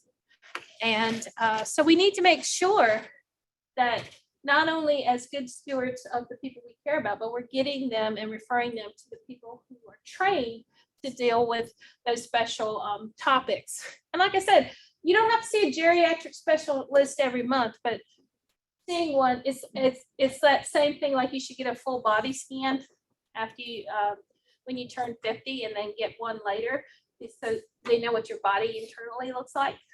And then later on, because they catch a lot of things that way. It used to be $120. I don't know how much it is now. Look for those roundabout conversations when you directly ask someone about how they got something or how they're feeling, or I see that you're crying. What types of memories are you having, or what are you thinking about? But when they avoid it, typically that's a little red flag for me. They could just be shy and building rapport and getting to know people, but do they shut down when someone else is around? Like they're really talkative, but when Bobby shows up, they're quiet, or they're very independent, but when Amy comes over, all of a sudden they can't do anything for themselves. So look for those types of changes in behaviors and engagement. Financial exploitation, we have an expert here in that, and we have one in the lobby too. She said she's trained. But I always, the first thing I do when I have a geriatric patient is I tell them to go to the bank and flag their account for suspicious activity. And the bank can do that. Not related, but I got invited to a bachelorette party. Not like the full-fledged thing, but like a shower for a new bride to be. And so I went out and I also had to get some personal garments for myself. So I went to a store and I bought some underclothes for me. Then I went to another store and bought some new bride appropriate lingerie. And then I went to a liquor store and bought whatever, vodka, whatever I was supposed to bring. So I'm driving home in the car and I get a call from USAA. I love them. And they say, we've noticed some suspicious activities. And I said, what do you mean? And somebody's buying bras and personal items, liquor on your account. It's like, oh yeah, I don't usually buy that. Thank you very much. So they have ways of sort of tracking that. And that's a good thing to do for anybody you care for who's what you would consider elderly. Is making sure that there's our financial, you said you're, Ms. Sherry, you said you were a financial, help me? No, Legal Shield is an agency that provides legal assistance to everyone that has or is a member. But what my concern is through ID Shield, which is our identity theft protection. The medical record is something most people take for granted of being right. It's against the law to change a medical record, but hackers have found a way to get into your medical record. A man in Colorado was having dinner with his family, and started having a heart attack. They called EMS. They took him to a hospital. His wife had to follow in a car. They wouldn't let her ride with him. So she got to the hospital, had to fill out all the paperwork. She said, I want to see my husband. And they said, well, he's fixing to go to surgery. And he can't. She said, I just need to tell him bye. She said, oh, wait a minute, the doctor needs to see you. So the doctor comes out and he says, we've got a problem. It's going to be kind of tricky. Your husband is a insulin dependent diabetic and he has HIV positive. He said, what? My husband's not HIV positive and he's not a diabetic. He said, are you sure? She said, I've been married to him for X number of years. I know what my husband is. Well, here it shows he went to Montana and had HIV test and he showed positive. She said, he's never been to Montana. So he said, well, I gave it straight. He said, if I had performed the surgery using the protocol and the treatment plan that I was planning to use, your husband would be dead. Somebody had hacked his medical record and changed his record. Now he goes to the doctor and he has what the other person has on his medical record. They never caught him. They never caught the hacker. But his life was saved because his wife was so suspicious. Thank you. So identity theft is something you have to really watch. Yeah. Be on guard for. That's no joke. If my husband gets any kind of sexually transmitted disease, he better go to Montana and be tested. He better not come back from Montana. He just better go and just hang out with his STD and his STD paid companion. And he ain't paying with my money, so she gonna be cheap. Trust. Yeah, so we're looking for suspicious signatures on banks, changes in the will, power of attorney. I'm sure there are plenty of people to give you legal advice, but if your parent is on a home all by themselves, that home goes into probate. But if someone else's name is on the account with them, you don't have to go to probate. Probate takes forever. Unpaid bills. Have they been to the doctor? Do they have like new people showing up? Gypsies. They don't know where their money's gone.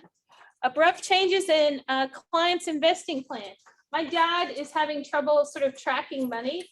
So he wanted me to get his car washed, and I said, that's $10. So he gave me 70. I said, wow, that's a good tip, thanks. But usually what I do is I just say that's too much. Take it back. And he's like, oh, I'll keep it. Like, but I have a little dad drawer, and when we go out, I put the money back in the dirt. Like he hadn't been to the bank in like 3 or 4 months because I keep putting his money back in his.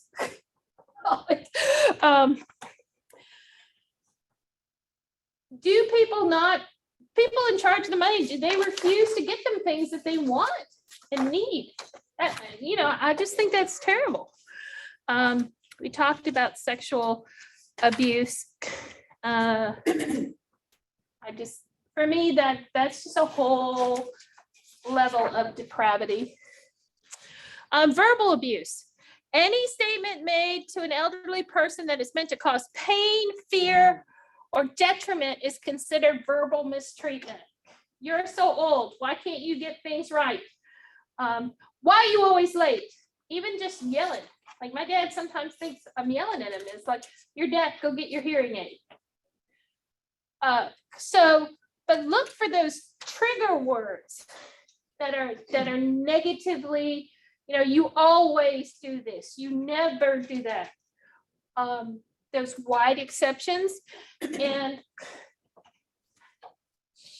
look, just talk to people nicely. And if you hear something that makes you wonder, when I go to restaurants and stuff like that, I always look at older people and I say stuff like, why aren't you living in my facility?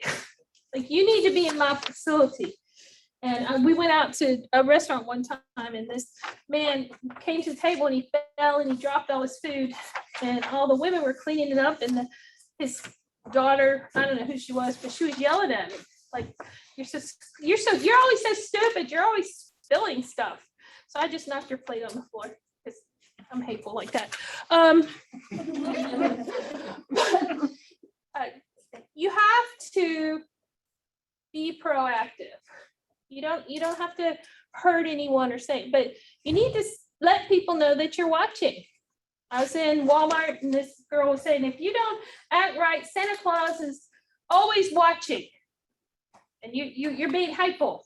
Santa Claus is not gonna bring you anything. And I said, I bet you APS will bring something to your door. CPS will bring something to your door. They're always watching too. She got quiet. So, there are so many resources in this room and in this call. That's only 2% of the budget. Think about that. 2% federally, that's where the budget comes from. Imagine how many people we could have on the ground, resources. We have to think about stuff like that. We do so much with 2%. Even 5% could take us to the next level. Insults, yelling, screaming, mocking. I don't like people who make fun of people. Threats. Not taking people to activities. Not letting people see visitors or residents. Eventually they get to where they don't want to go places. They're unusually quiet. Changes in hygiene and weight. Typically, I think it's 10% weight loss in less than 30 days. We called it 5 or 10 pounds in a week. That was significant weight gain or loss. Mood swings. There's a difference between I'm ready to go and I don't want to be here. So learn to listen for that type of language, because in my faith, I'm ready to go. I had prepared my way so that I will meet Jesus, meet God in heaven. But that doesn't mean I want to go right now.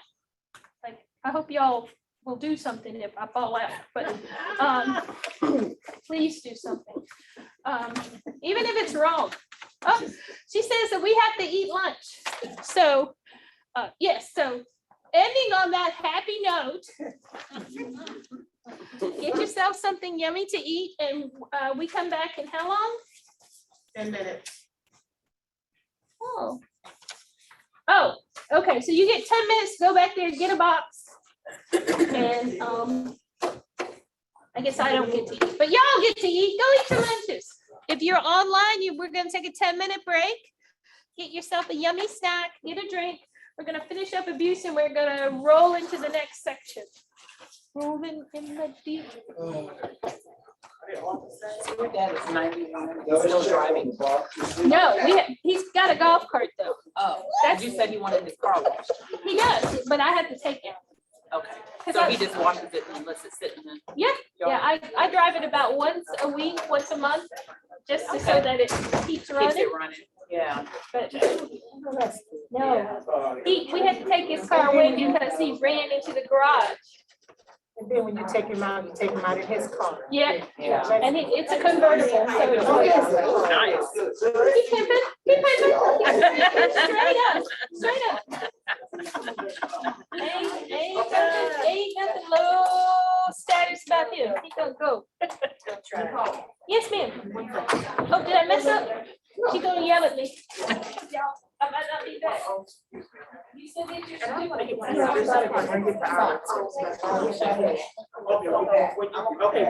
I'll bring you some. And I always have them in my pocket. Chase. She said, "Hi."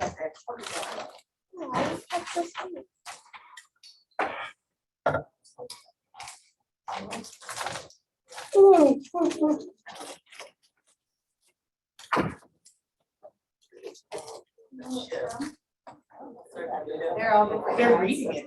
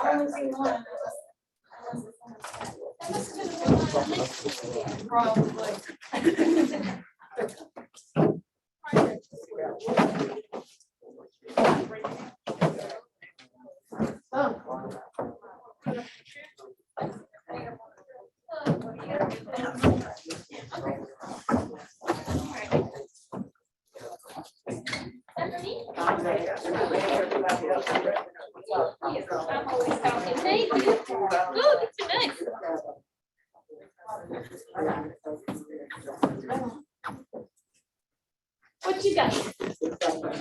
Yeah. What's the second? You in Batesville? I am. I'm talking, I don't know if I called in yet, but so what I've been doing is trying to, you don't have enough hours for, right? I don't think it's a nursing home. I think it's assisted living. But you do still have that. You got a card? Do. Because what I've been trying to, I don't think that I'm calling Batesville yet, because I'm calling all the chambers to get this information into their head so they can then disseminate it down. Yes. If you give me a card, I can get the state to just drop ship some like your facility. Oh, okay. I'm not running the facility, Okay. but I can, I'll give you my card and then I'll figure out how to get to the town hall. The whole point is to try to get them out to the general public. So if there's a way to, thank you.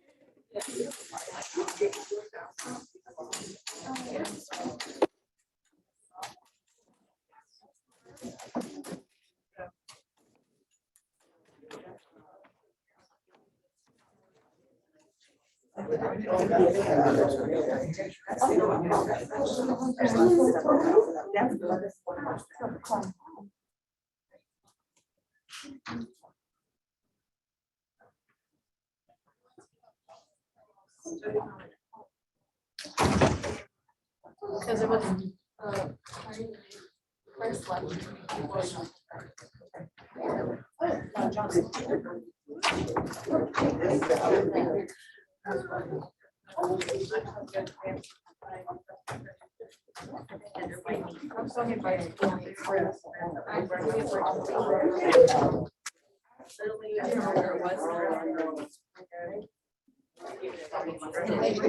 How are you?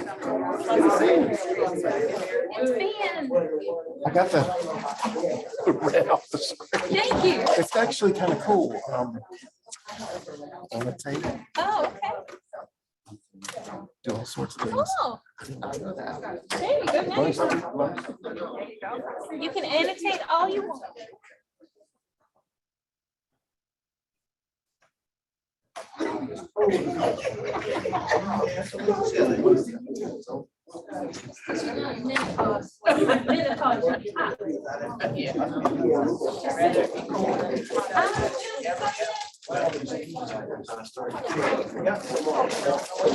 All right, so we're gonna make a working lunch, so if you can get your sandwiches together, or I see someone got salad, somebody got egg salad, good for you.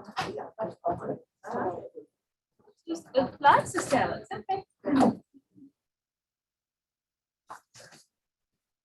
And I think there's, I think they're getting drinks and stuff.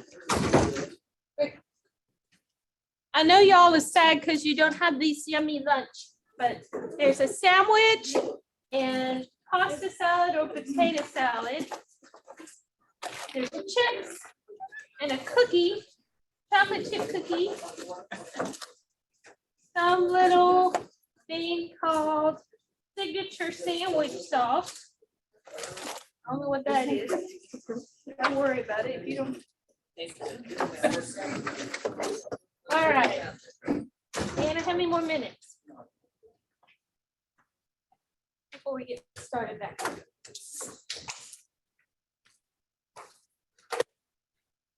Quiet.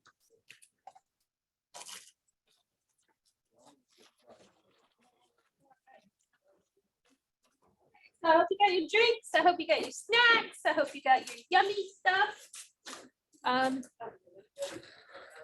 look at that. Somebody, oh, little things keep popping up. All right, so we're going to talk about reporting. How many of you in here are mandated reporters, just out of curiosity? Okay, good. All right. Little things not working, man. I'm having issues. My little thing's not going. It's not going forward. What if I touch it? Can I touch it? Right here? Sure. Sorry, this little, it's a obstacle course. I'll move it on. Let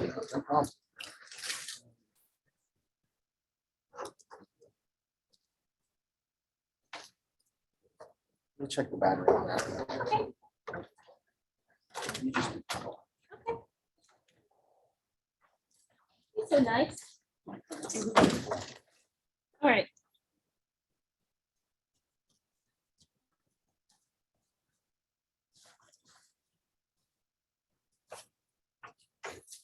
All right. So let's talk about the mechanics of making an adult protective service report. If you suspect abuse, neglect, exploitation, you can call your local adult protect services department at DSS. Does anybody know that number?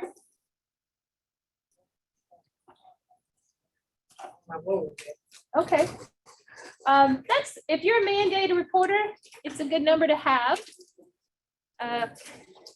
Mandated reporters, let's see if we can come up with some names of mandated reporters. Social workers. LPCs. Sorry? Teachers. Doctors. Nurses. Police.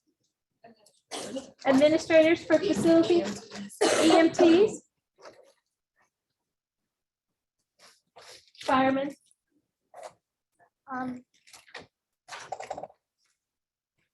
And again, counselors, good.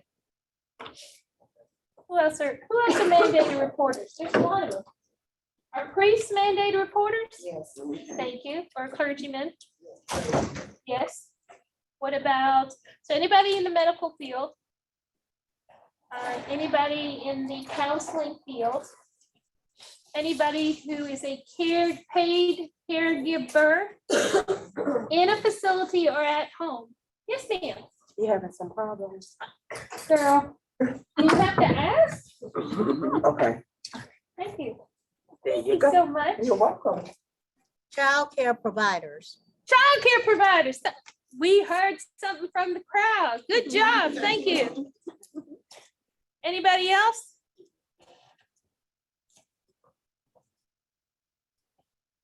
Okay. You think of them, shout it out. So if you suspect, you don't need proof, you don't need to investigate. For those of us who are mandated reporters, we are mandated reporters for the people that we provide service or care for.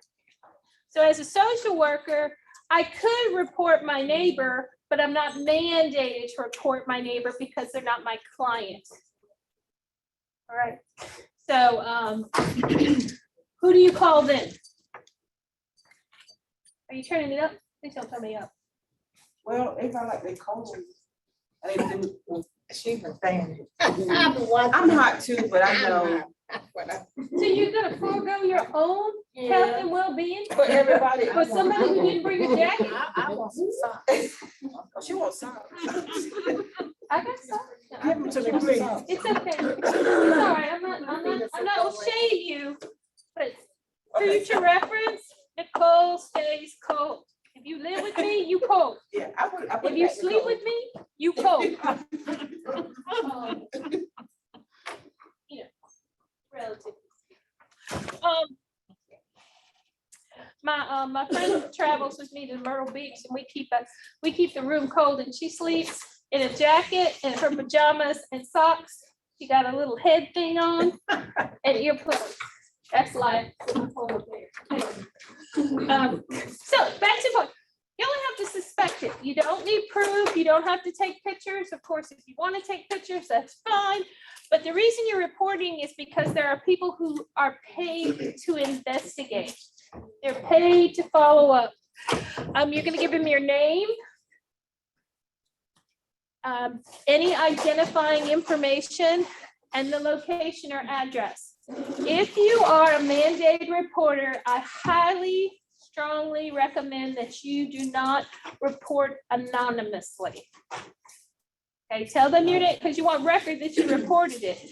You can be asked to be confidential so they don't release your information to the person, but always tell them your name, tell them what you know, tell them the location and the address,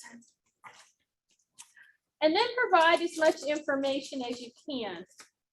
So when I train my social workers, I tell them to write down everything they see first before you call. If it's an emergency, call 911. You okay? Yeah. If it's an emergency, call 911. Okay. Like you actively see this stuff going on. Do not put yourself between the perpetrator and the victim. It's just not safe. And then the police gotta come or the ambulance gotta come for two. So I know your instinct is to go in and sort of do something. What I'm cautioning you against is call 911 in an emergency situation. And it's okay to say something if you want to say something like, police are coming, 911's coming, I see you, I got a picture of you. But then again, individuals who are actively abusing criminally, and I mean like hitting or hurting someone in front of you, probably don't have the self-restraint to distinguish you between and the person that they're hitting. You're just an extension of that. Now, if you go into a home like I did and you see signs of abuse or neglect, and back in that day, we didn't have phones, so I couldn't take pictures. But always make sure that you're in a safe location. You're going to tell them how old, how much, what you see going on. Again, you don't have to prove any of this. And then always give your name if you're a mandated reporter. Now, this is not your name. This is the victim's age or the alleged victim. Address, age, the name of the facility if they're not at home, people who are responsible for their care that you know of. Okay, you might suspect abuse, but you might not suspect that, little Susie's doing it. You don't know what they're doing. You just know that you suspect abuse. Who do you think is doing this? And then what else do you think might be helpful?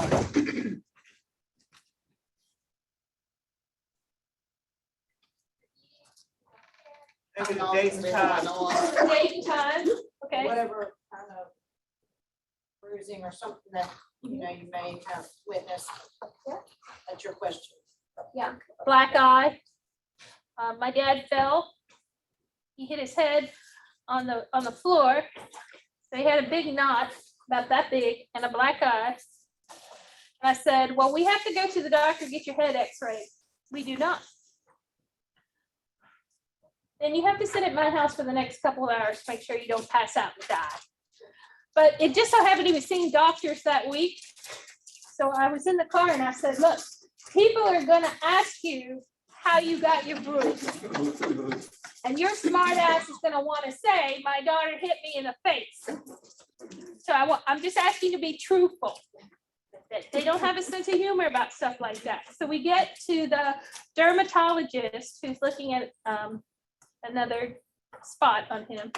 And he says, wow, that's a big bump on your head. He said, which one? Oh my God, I'm going to jail, I'm going to jail. How'd you get it? And he looks at me. I said, don't make eye contact with me. Don't do that. I said, I'll tell you what, I'm just gonna leave the room and you ask him and then I'll come back. Because I ain't playing with that. So I came back and he said he fell and bumped his head. And I patted him on the head. I said, that's the good boy to say. And he's looking at me. I said, no, he's fine. But yeah, whatever. If you notice a bruise, for those of you not in the medical field, there's stages of bruising. I know a bruise eventually starts off black and blue and then it goes to green to yellow. So it will kind of give you an idea of how long the bruise has been healing. So you don't really have to know how many days, but you can say the color of the bruise. It was yellow and greenish, it was black and blue. How about you in TV land? I know that there are some people from the Sheriff's Department. Is there any other information you'd like to get?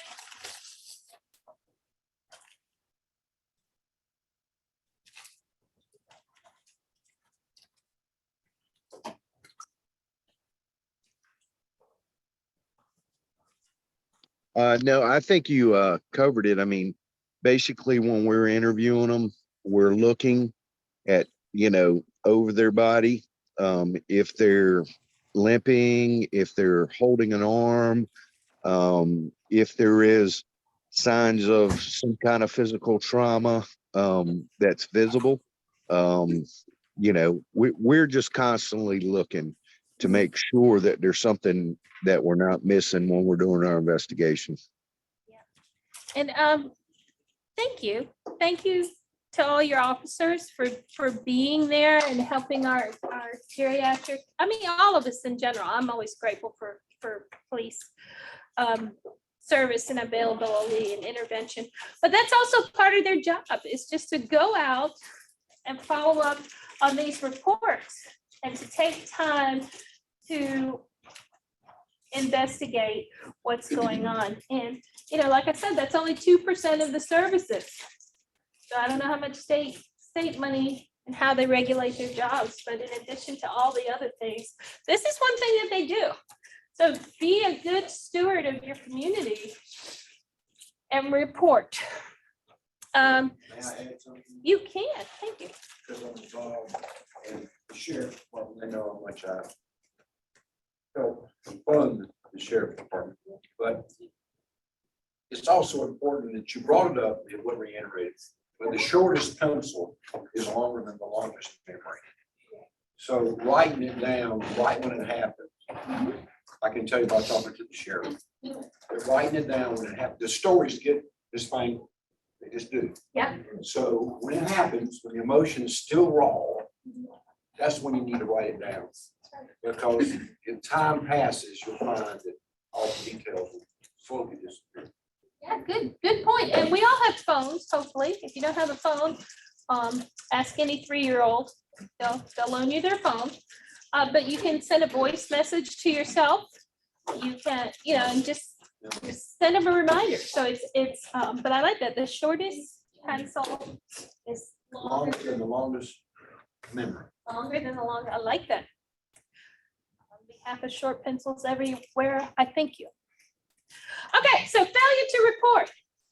What happens if you don't do your due diligence? Due diligence means that as mandated reporting is not an option. Like you don't get to opt out. Mandated reporting is very much a part of your professional obligation, not only to the profession, but the community. So there are penalties. It is a misdemeanor. So you can be reported if you're licensed. You can be reported to the licensing board and sanctioned.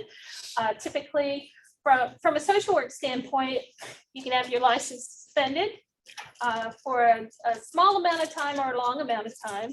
You can be fined or both. And it goes in your permanent record. That's pretty serious. Fine. Jail sentence, you can go to jail.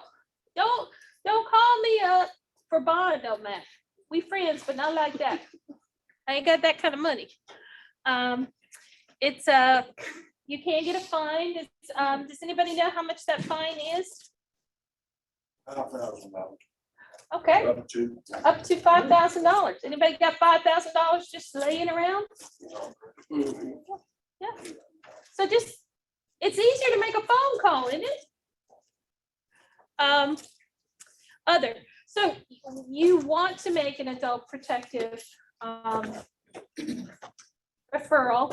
You can also call the police.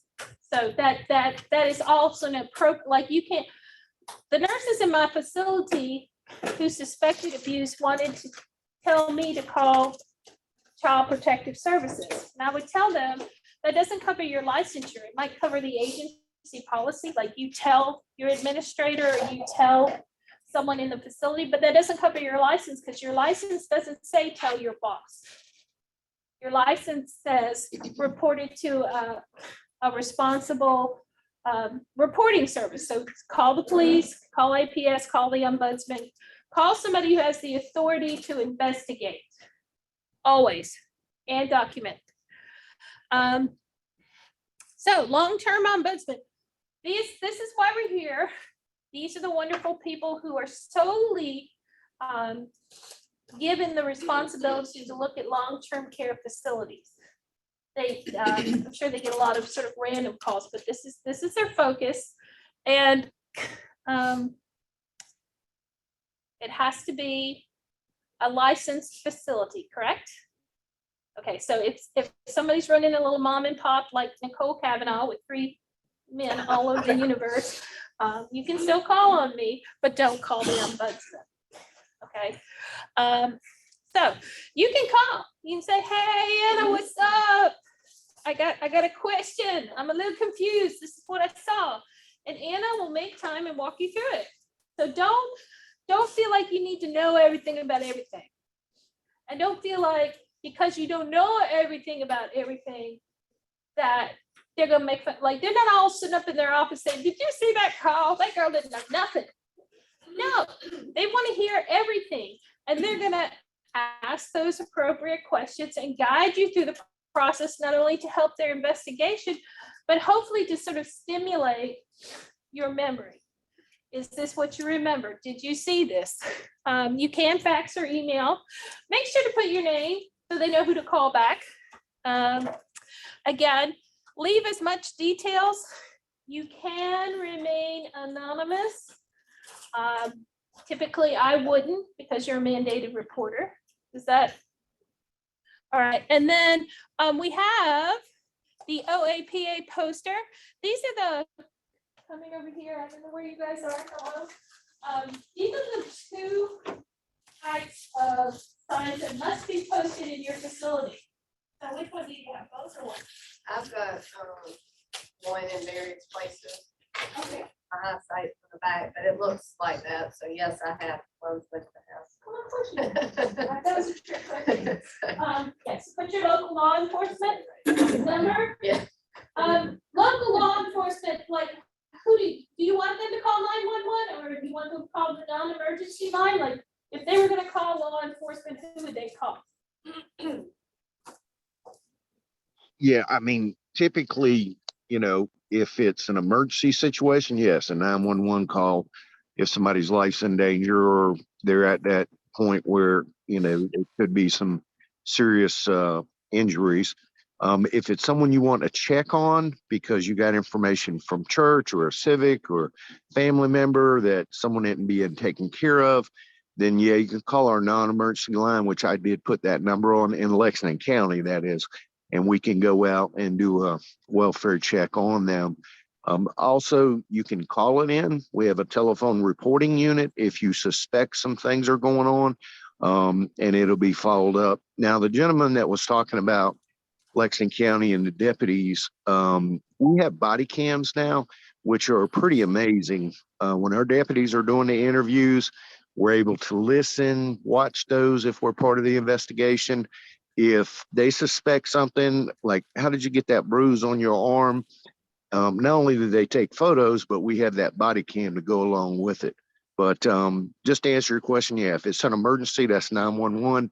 If it's just something that, you know, you're getting information on third party, or, you know, you're at the hospital, that would be a call, non-emergency, to get a deputy down there and then go from there. Thank you. Thank you. Yeah, imminent danger. So 911, otherwise, I call them safety checks, wellness checks. You can also just say, I have a non-life threatening issue I'd like to investigate. Over here, Central Midlands Regional Long-Term Care Ombudsman Program. That's all day, Anna. Woo! I love her. Here are the two numbers. Here's the fax number. And it talks about what happens, failure to report. And this has to be up. And what I do when I'm in facilities, because sometimes they ask me to go around kind of to like be a spy.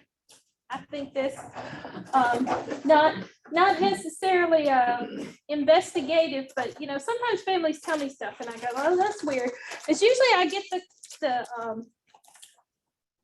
the resident and I'll just stand them next to the sign and take their picture. Say, I was just talking to this person because every person in the facility knows what that sign looks like. They should be scared of that sign. And I don't mean scared like, oh my gosh, but I mean, they should know that there is a governing body that oversees reports of suspected abuse. That's their job. And anybody who asks for the ombudsman's number, when I ran a facility, that scared them worry. Like, what is it? What can I help you with? What's going on? You know, well, my mom, they keep taking her Bengay away. Well, she's not allowed to have a non-prescribed medication next to her bedside. That's the rule. So that's why they take their Bengay away. All we have to do is get the doctor to write a prescription so they can have Bengay at the bedside. Oh, but yeah, so APS, Adult Protective Service, receives and evaluates a report. It does do the investigation. It determines if services are needed. Typically, when you make a report, there's a disposition. You can ask for the results of the disposition. They won't tell you specifically what happened, but they can tell you it's under investigation, the threat was removed, or there was not an investigate, there was not enough information to make, to follow up with a more intense level of investigation. But they can tell you that. And if you're a mandated reporter, that's what I say. I talk to Adult Protective Services day and time, and then I would ask for the disposition. And they'll say, well, we can't tell you what happened specifically, and say, no, I just want to know the disposition. Ombudsman, they have the authority to investigate, mediate, and or advocate on behalf of residents in long care facilities. They come up and they are the people, right? Yes. They step into their authority. That's what I call it. Step into their authority. I used to have a girl, and she said, any day that the ombudsman ain't waiting for you when you go into work is a good day. That's how messed up that facility was. I said, one thing I can add to that is they are so prompt. You know, I mean, it's as soon as they know, they are active. They're there. And they take it very seriously. Yes. This is when I talked earlier about take ownership, they take ownership. This is no joke for them. This is not something, I mean, it does pay their bills, but this is more than that. It is a faithful commitment to ensuring the safety of all residents in long-term care facilities. And for me, that's a beautiful thing. That's a beautiful promise that even if all crap breaks loose and it's not great, there's somebody out there who says, I hear you, I believe you, and I'm going to follow up and do something. DHEC, they do consent agreement. So a licensed facility, typically you have to do a lot of violations to be suspended from admission. But if you have a serious enough violation, they can suspend admission to the facility pending an investigation. Which means if somebody goes out to the hospital and they put that suspension in, they can't be discharged back. They have to be discharged to a new facility. There are fines. There are consent agreements that talk about the parameters of fines or what training or what needs to be done. We talked about the Ombudsman Protection Act, Elder Justice Act. They have a coordinating council that outlines the coordination between USDHHS and US Department of Justice. So this is for unlicensed facilities, right? Justice Act, Uh-huh. Licensed facilities. And we want to make, there are people who care about this. And this is 2%, people. Like how many more people could they serve? There's a link if you need it. Was there a part where you're supposed to talk? Yes. You ready? Sorry, where was it? Right here? Yes. Here, right? I'm sorry, okay. She's so patient. I just flew by her. Okay, go ahead. I'll sit down. Ladies and gentlemen, Anna Harmon. She will be here to speak on behalf of the Ombudsman Act and her agency. You will note she's wearing purple.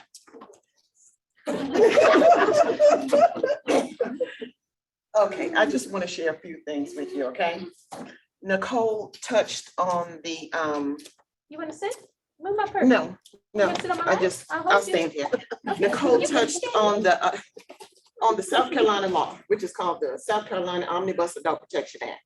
The Omnibus Adult Protection Act explains what abuse, neglect, exploitation is, among some other things. What is a facility? What is a caregiver? It explains that anyone in a long-term care facility is considered to be a vulnerable adult. If you're over 18, you're in a facility, you are a vulnerable adult, okay? In that law, which is in your packet, is the print is rather small, but it says South Carolina Legislature. This law explains the responsibility of the ombudsman as well as anyone who works for DSS APS, Adult Protective Services. So this one law explains both responsibilities. The division in responsibilities happens when if something takes place in a facility, abuse, neglect, exploitation that takes place in a long-term care facility, you should call the ombudsman. Now, you can call law enforcement, but you should also call the long-term care ombudsman, okay? Do both. And make sure and make that report to the ombudsman program. If abuse, neglect, and exploitation took place, it says in any other setting, you should make that report to who? DSS APS. So sometimes it's confusing. Resident goes to a doctor's appointment, and while at the doctor's appointment, something happens there. That's abusive. That's all, that's any other setting. So it didn't happen in the facility. It happened at the doctor's office. So where should it be reported? APS, okay? So keep in mind that this law governs, the South Carolina Omnibus Adult Protection Act governs the responsibility of the long-term care ombudsman as well as the DSS Adult Protective Services. So from this law, what has happened, because there must be a poster posted in all long-term care facilities in a conspicuous place, not in the break room for the staff.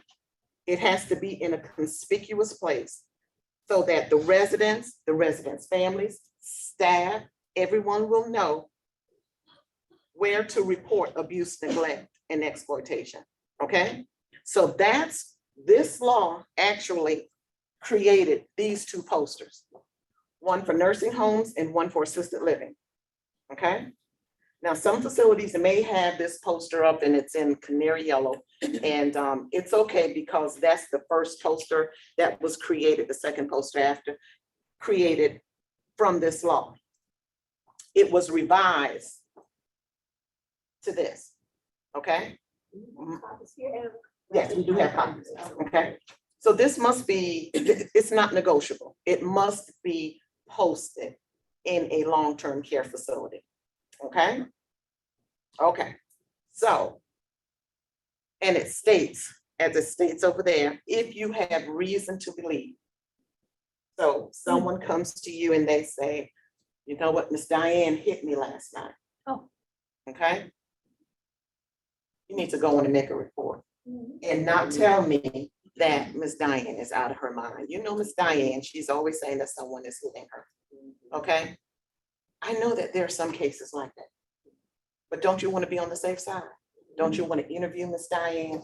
Don't you want to make sure that, you know, put the pieces together to see whether or not, was Miss Diane working last night? Was Miss Diane in her room last night? Let's put the pieces together before you dismiss what has happened to the resident or her allegation. It says reason to believe. That first paragraph on both of those posters says, if you have reason to believe.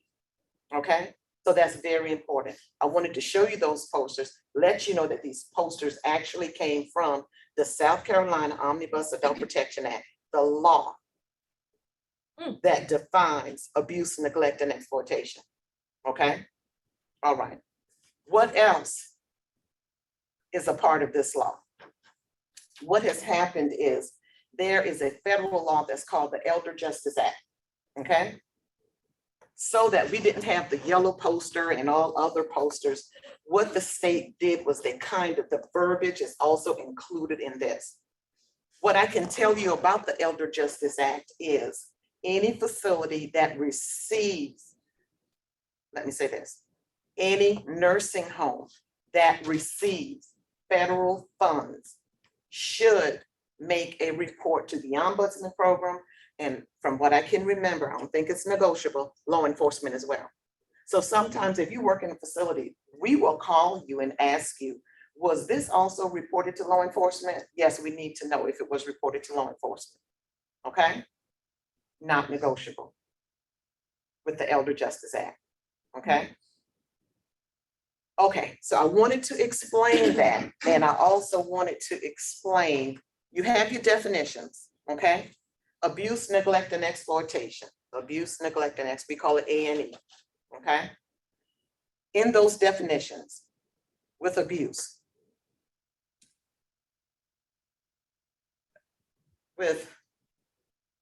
there's no definition for verbal abuse. There's a definition for psychological abuse, okay? For psychological abuse and physical abuse, there must be a degree of intent. And I've investigated cases where you tell me that I didn't mean to do it. But after I've put my facts together, it's obvious that something happened. Look at the results. And we're going to verify this particular allegation, okay? It's important if you're working in a long-term care facility, after an allegation is made, how do you protect the resident? A lot of facilities, they do the right thing. The staff is suspended until we can come to a conclusion. You're protecting the resident because I need to know how the resident is going to be protected. If you have an allegation that this resident was abused and the staff is still providing care, that's when horns come up here, okay? It's unacceptable for the staff to continue to provide care and services to a resident, and that resident told you, Nicole hit me last night. And hard. And she pinched me, and I see a pinch mark, okay? So I just want you to take this very seriously, okay? Okay, neglect. There is no degree of intent in the definition of neglect. I want you to look at your definitions. I know it's rather small, I apologize for that, but look at your definitions when you get a chance. In the definition of neglect is the failure or omission of the caregiver to provide the care, goods, and services for that person. You didn't provide it, it happened.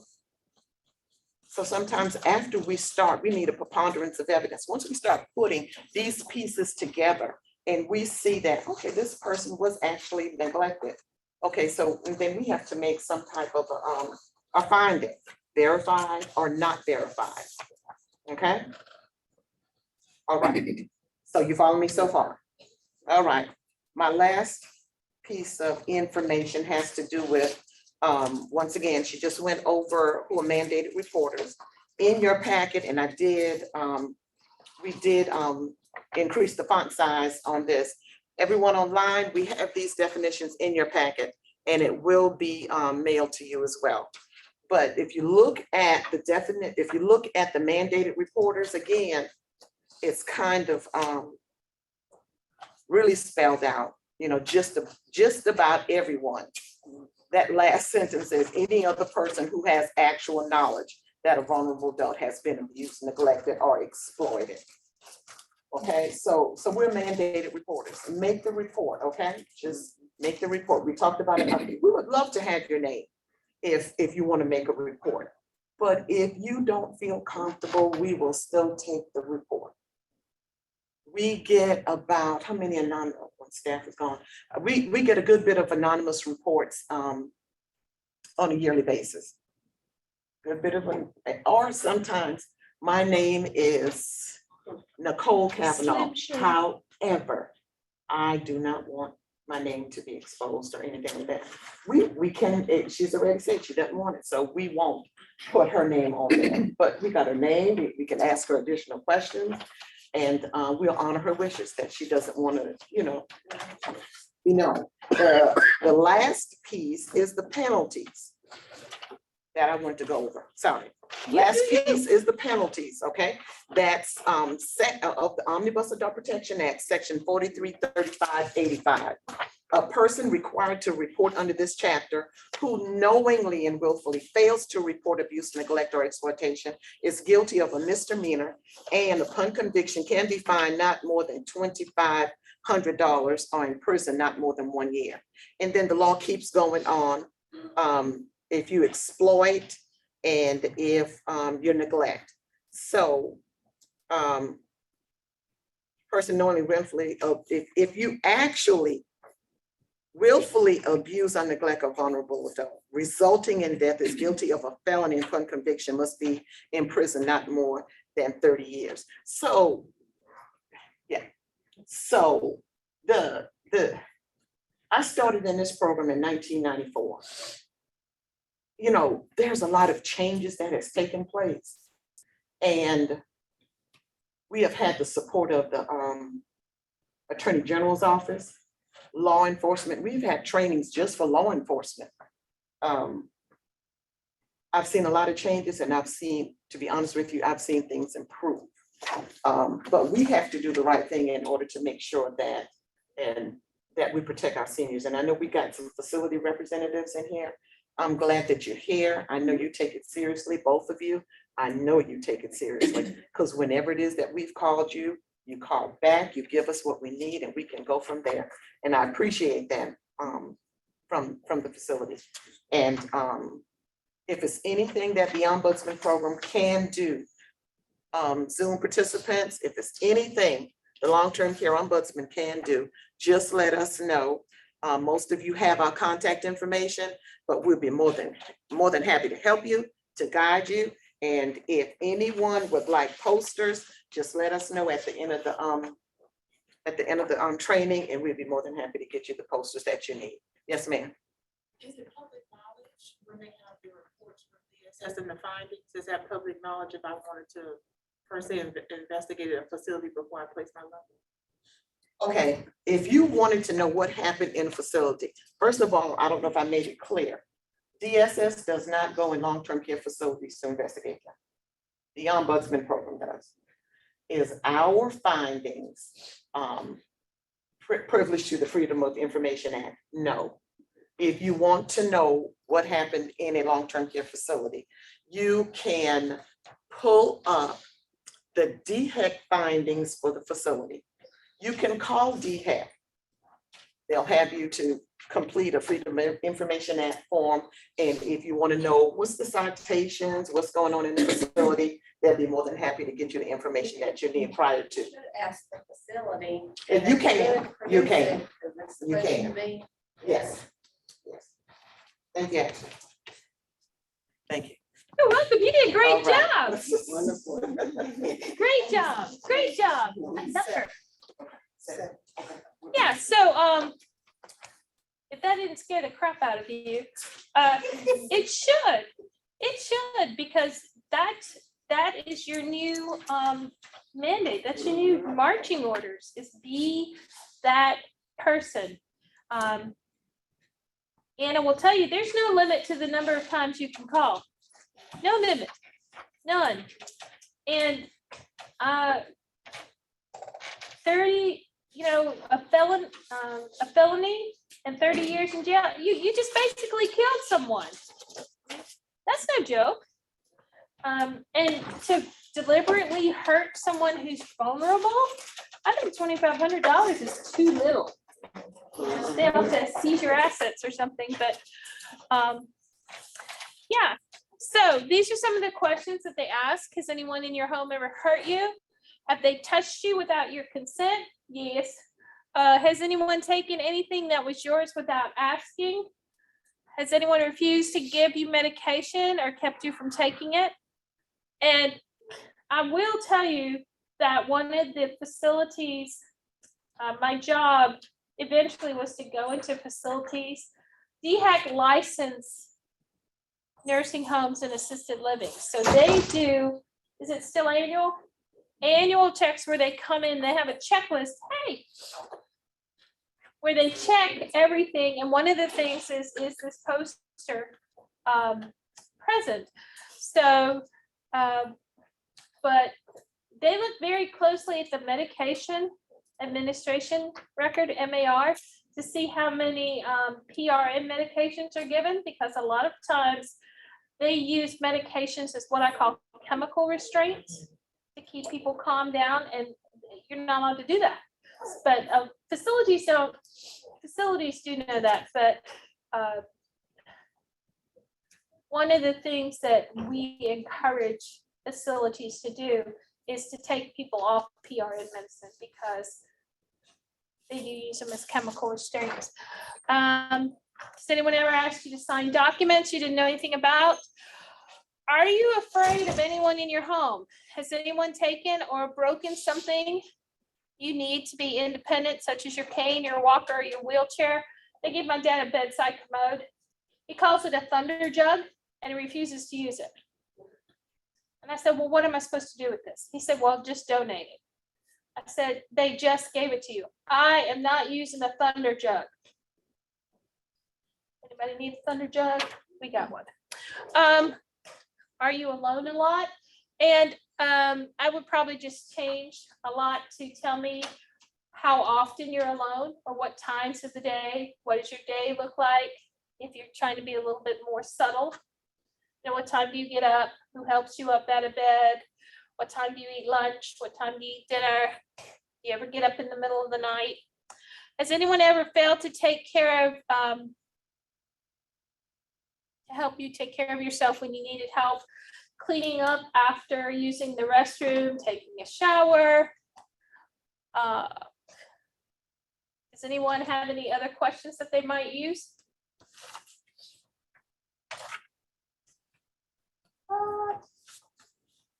Nobody has any questions? Like what you might ask?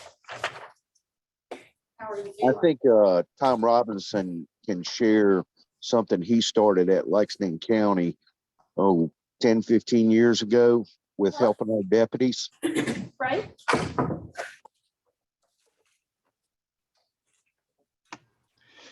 As far as vulnerable adults are concerned, one of the things law enforcement has a problem with is understanding the law.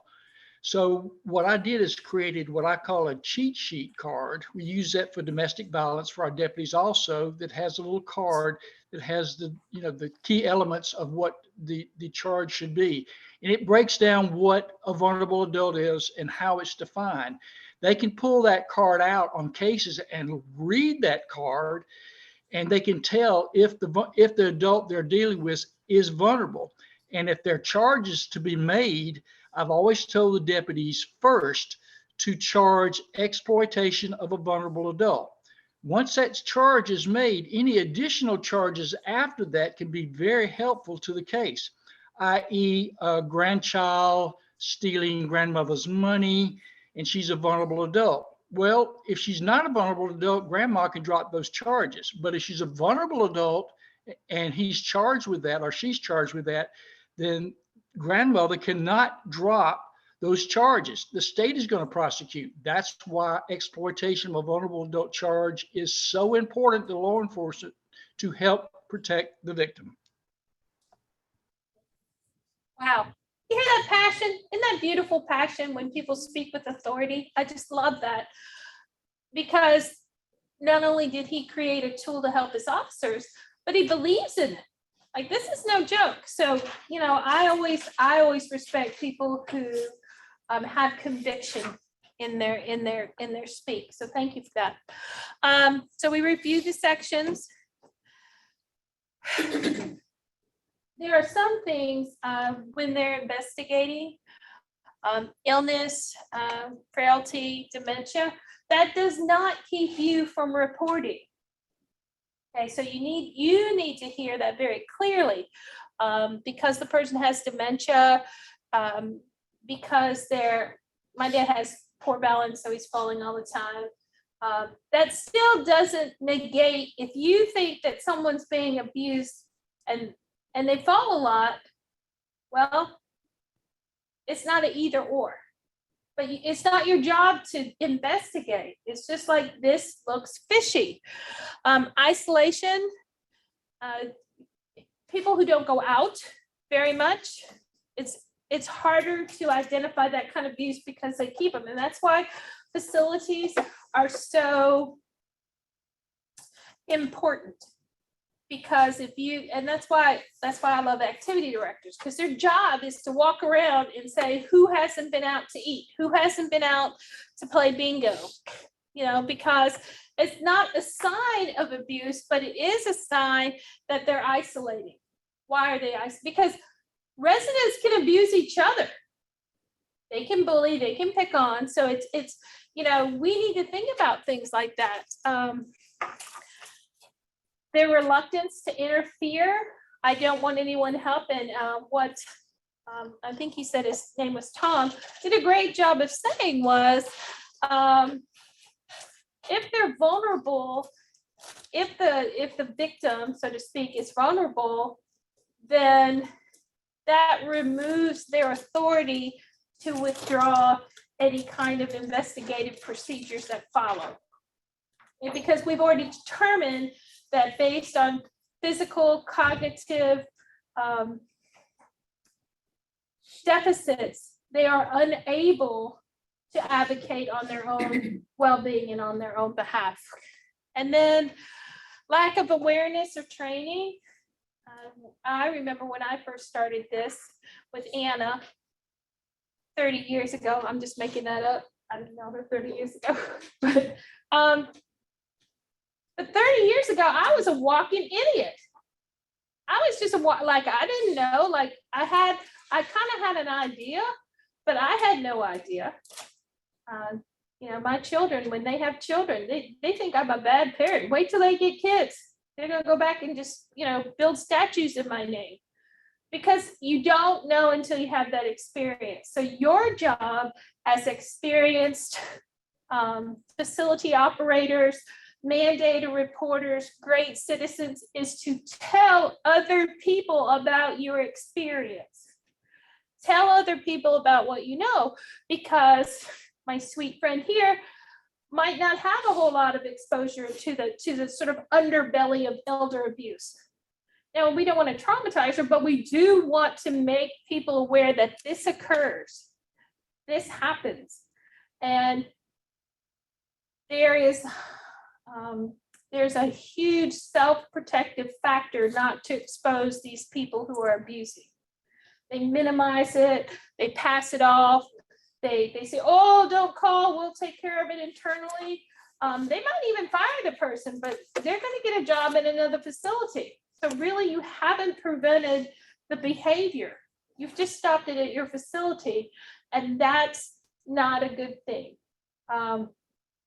If they're exploiting their grandparents for money or other people, it doesn't stop them from exploiting other people.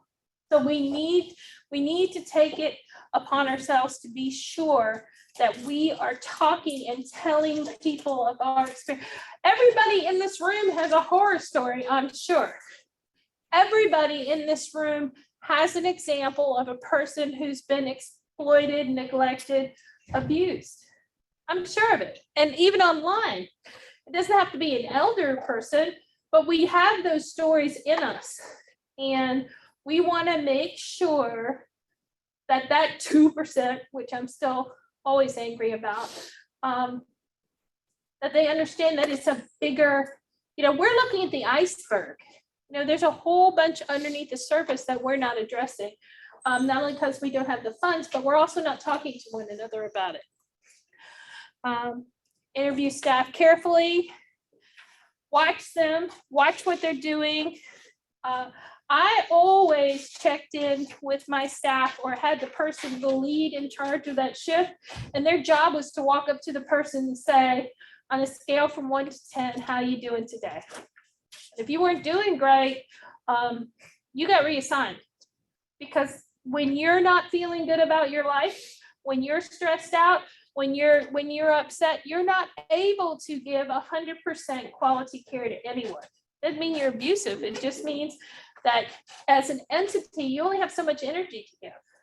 And if you're thinking about your pregnant teenage son, or your dog who had to have an amputation on his leg, or that you're going to get kicked out of your house, the temptation not to do things at a standard of excellence is there. So I would strongly encourage you, if you're visiting your brothers or your sisters that's taking care of your parents, ask them how they're doing today. Are you stressed out? Do you need a break? The Lieutenant Governor's Office on Aging has a respite program for family members so that they can provide intermittent care to the elder person to avoid burnout, to avoid abuse. When in doubt, talk to someone. You can always call the Ombudsman office or APS, depending on what the facility is, and say, I'm curious, what is this? They also have trainings. They can come to your facilities. They can counsel your employees. Document. If I find out that somebody knew about abuse, they got fired too. Like, you're a squealer. You better be squealing everything you know. And train your staff. Again, talk to your family members. Send them to trainings, give them handouts, give them resources. There's lots of resources for caregivers. So don't keep your family members in your house if you're not able to do that. But, the preponderance of abuse happens in the home. So talk to your families, make sure they're getting respite, make sure they're getting care. All right, so we have case studies. Do you have the case studies in your handouts? No? Okay.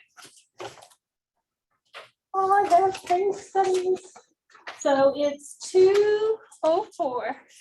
So what I want you to do, you don't have the PowerPoint? No, you have to ask for it, right? I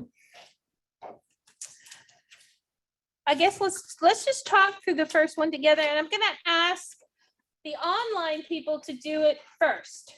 Oh. All right, so these are true cases. A woman found starving, filthy, and her granddaughter's charged. Okay, so people online, there's a woman from Glendale. She's charged starving her 97-year-old grandmother while leaving her on a feces-covered mattress. The grandmother weighed 97 pounds. Oh, what did I say? 67 pounds.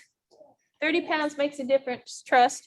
Doreen Fletcher, the woman's granddaughter and caregiver, had tormented her grandmother with remarks such as, "Why don't you just die?" Stubborn, ooh, who said stubborn earlier? Me.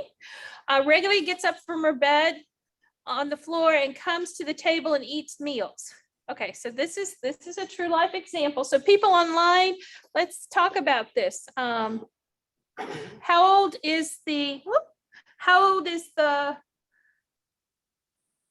victim?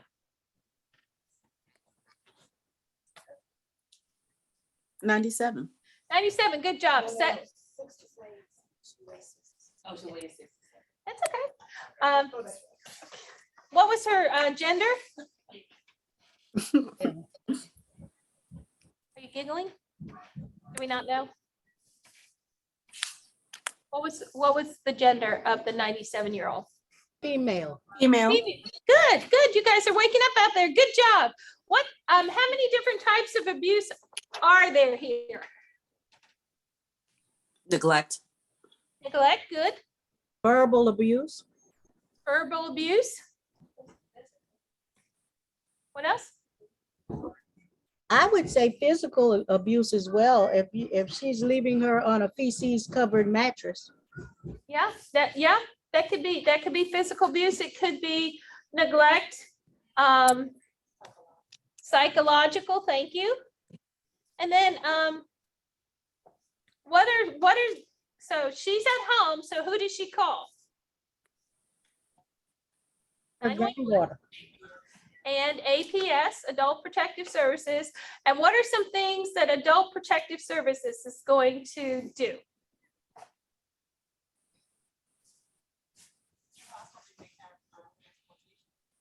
Exploitation, maybe. She might be taking some of her money or taking advantage of her. She's definitely living in 3/4 of the house. APS will probably get her to the hospital to be checked, more than likely take her in emergency protective custody, and then probably place her in a facility. And they are just awesome at that. All right, good job, thank you. All right, so case number 2, anybody can participate. After nearly 30 years of marriage and 5 children, LC, 59, packed her bags and went to the Family Violence Center. Her husband never hit her, but his words stung and cut. His anger caused him to throw things around the house and control the finances and would rarely give her money. It's like a person feels trapped. All he ever cared about was himself. Okay, so tell me a little bit about the victim here.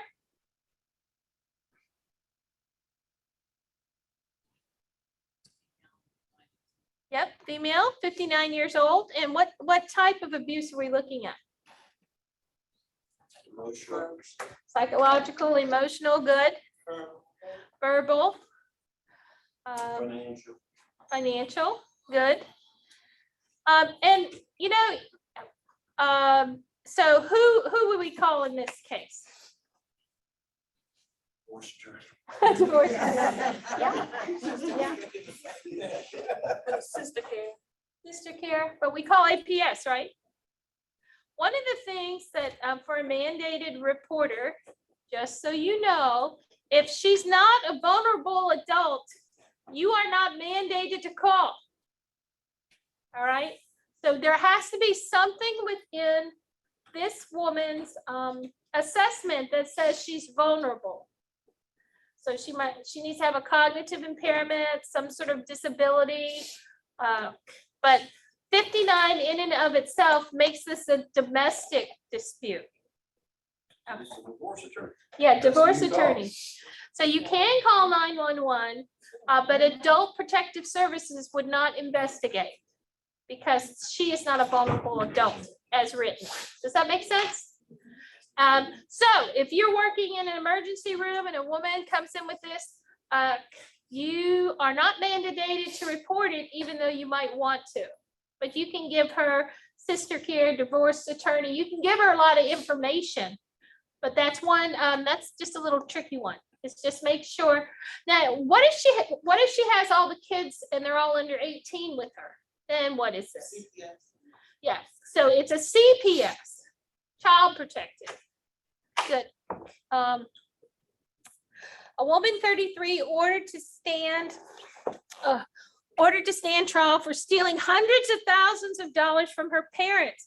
You know, this happens a lot. Stan, she's sick. We finally decided she needed a lot of help and had to be in an institution. She buys garbage. I have baskets and baskets of expensive cigarette lighters. Well, that's a mental health issue. You know, we had a comfortable income, Mary and I, then our daughter started stealing from us and kept stealing. He said, wiping his tears from his eyes. Now I have just enough to get by. Is it possible to love a child too much? I think so.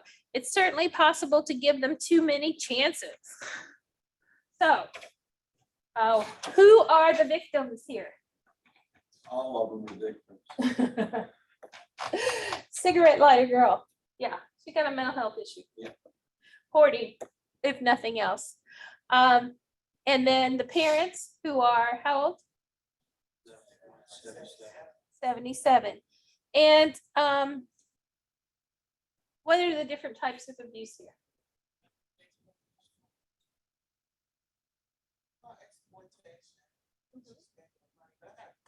Yeah. In a situation like this, where there's obviously, and they're admitting that the person who's victimizing them has a mental illness, and they continue to allow themselves to be victimized. So how do you blame or charge or report the mentally ill person?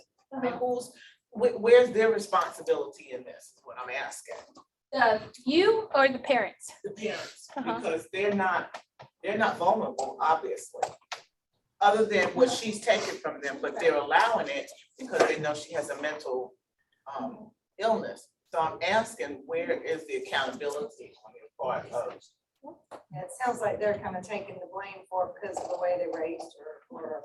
So that's a good question. Loving too much. I'm saying, how do you punish the child for what she's doing to them when they're allowing her to do that and they know why she's doing it? So I'm going to reframe that for you. I guess the investigation's got to work. There Let- has to let- be evidence, so. Let me speak about the daughter. The daughter is a vulnerable adult. We know that because she has mental issues. The Right. mother and father are enabling their daughter to do what she does. Apparently, they've been doing it for years. The mother and father could also be vulnerable because we don't know enough about them, because age can be a vulnerability. It's stated so in the law. It might not be able to stand up in court sometimes, but I've actually charged people with, exploitation because the person was just old and they just didn't function properly, and it stood up in court. So you got two situations here. You got the daughter who is vulnerable, and the parents could be vulnerable also. So just something to think about. Yeah, and the parents are blind. So there's that. But because she shops and shopping does not make her mentally ill. I mean, people are in this room, I'm sure, I might be one of them, who shop too much. Yeah. And my husband thinks I'm crazy. Yeah. But he does, you just need to stop, but I don't. I don't need it. So does that make her mentally ill? Because she shops, and people who steal are not necessarily mentally ill, they steal. Okay, so They're let's. kleptomaniacs. No, and those are all great points. Thank you very much, online person and in-house people. I'm going to reframe it just a little bit. Is let's say 33-year-old woman sends 71 and 77-year-old person a piece of mail that says, I'm broke. I've got 10,000 puppies. Please send money. Yeah, you just call it a scam, not 15 hours ago. That's exploitation. So it could be a scam going on here. We don't know. That's why if you think so, call so. Okay. That's all. You don't have to do all that reasoning in your head, right?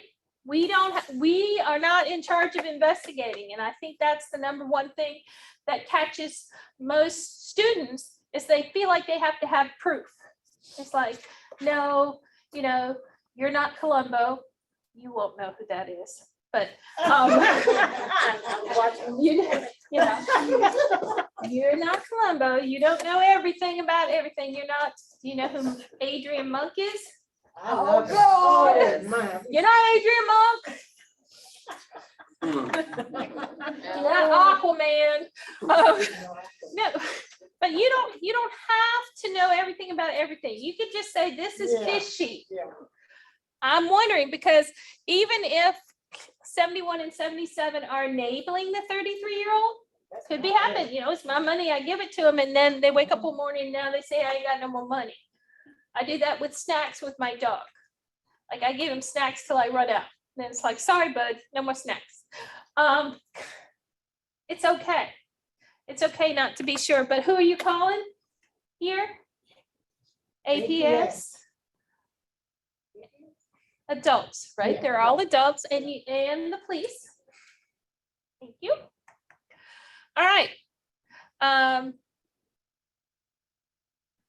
Barbara, 55-year-old paid caregiver, was charged with aggravated abuse of adult for kicking, slapping, and pulling the hair of 80-year-old Rita. Didn't that just do something to your spirit? Again, true story.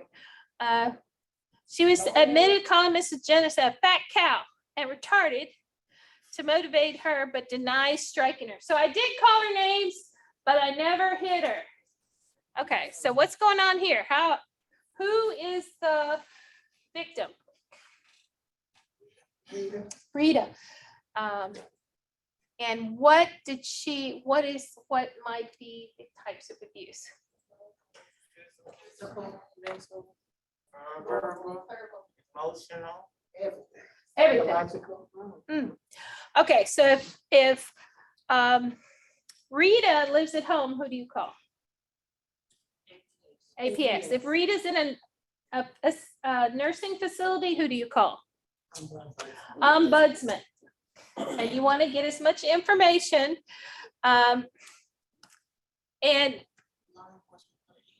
law enforcement. Thank you. Yeah, so it's important to know who to call. All right, so it's it's almost 2:20. Do we have closing things to take care of before we let them go?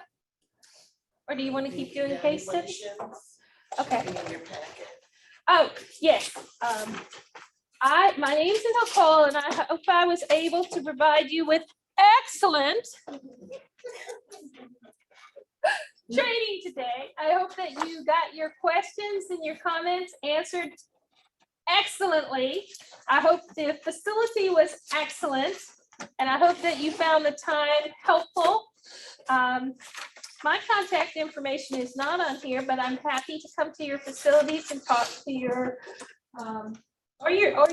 businesses and talk to them about elder abuse.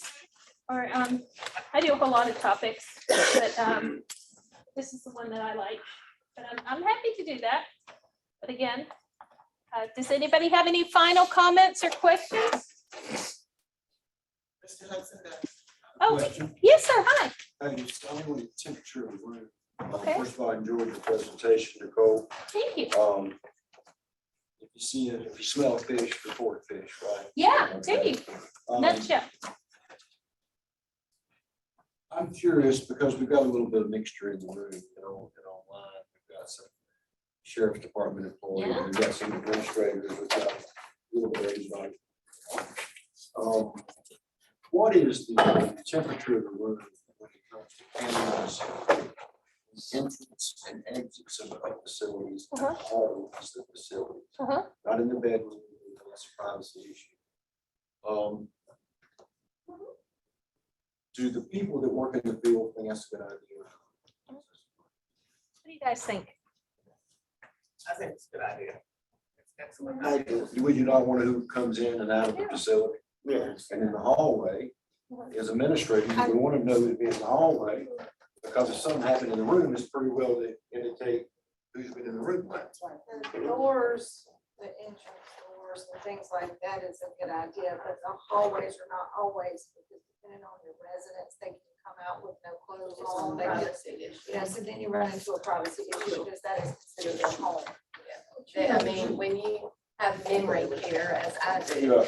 anything's up for grabs in memory care, hall, nook, cranny, it is what it is. I guess the question I would think that is where is the fine line between privacy and safety? You know what I'm saying? I don't own my place and we're Right. private. I would love to have cameras on the outside that help. They were there originally when the place was built, but over time, the powers that be have said that's not a good idea and they took them out. And I'm sure it stems from things bigger than me, lawsuits, insurance companies, you name it. I mean, and if I had my wish and could have the money, I would say I want them. Well, I thought it was a Yes. law because we received legislation in a written format that we have them. We have to have it. Are you CRC. We are private. It's really up to the entities that run your building and what they want to do.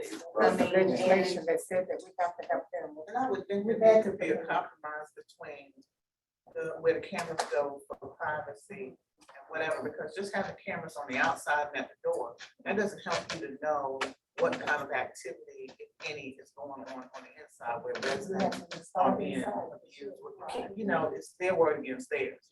Whereas when you have a camera, I mean, I would love to have that survey from these people and do it privately, like tell them, you know, because I'm gonna carry this forward. I wanna do what's right for the people of South Carolina. Let me spill my guts for a minute, and if you like passion, I can tell you all about passion. We have cameras at McDonald's. We have cameras at the bank. We have cameras on the interstate. We have cameras at the State House. We have cameras at the county building. There's not a place you go, you don't have cameras. Cameras are like fences. Fences to keep the bad people out. Cameras to keep the bad people out. Well, it's a new world. We're in a new world. We have some wicked people in this world. There's some evil, wicked people, and they look just like you and me. I know you've met some of them, and so have I. The other thing is we have COVID just went through. We lost all of these people in nursing homes across the country with no tracing of who came in and who came out. So common sense would tell you the most vulnerable people in the world to me are my children and my grandchildren and my babies and my parents. And whether you like it or not, old man like me, you're gonna be there hopefully one day and survive this long. You look at where you're gonna end up. And more than likely, 8 or 10 of you in this room, stats say you're gonna be dying in a nursing home or facility somewhere. Now you better pray to God he takes you a heart attack. Which I pray he takes me a heart attack, but I have to make that decision. But as an adult who has lost a mother, no fault of anybody's. Nobody purposely killed my mother. But nobody knew what my mother was at. And a camera would have said, she is done. Somebody just left the building. Okay. Hello, somebody just left the building. So the question that we didn't answer today, that she can't answer, that I'm gonna try to get some answers. Whose responsibility is it? Still the responsibility of the caretaker. Well, you would think the insurance company would want to have the camera. But that's who's holding it back.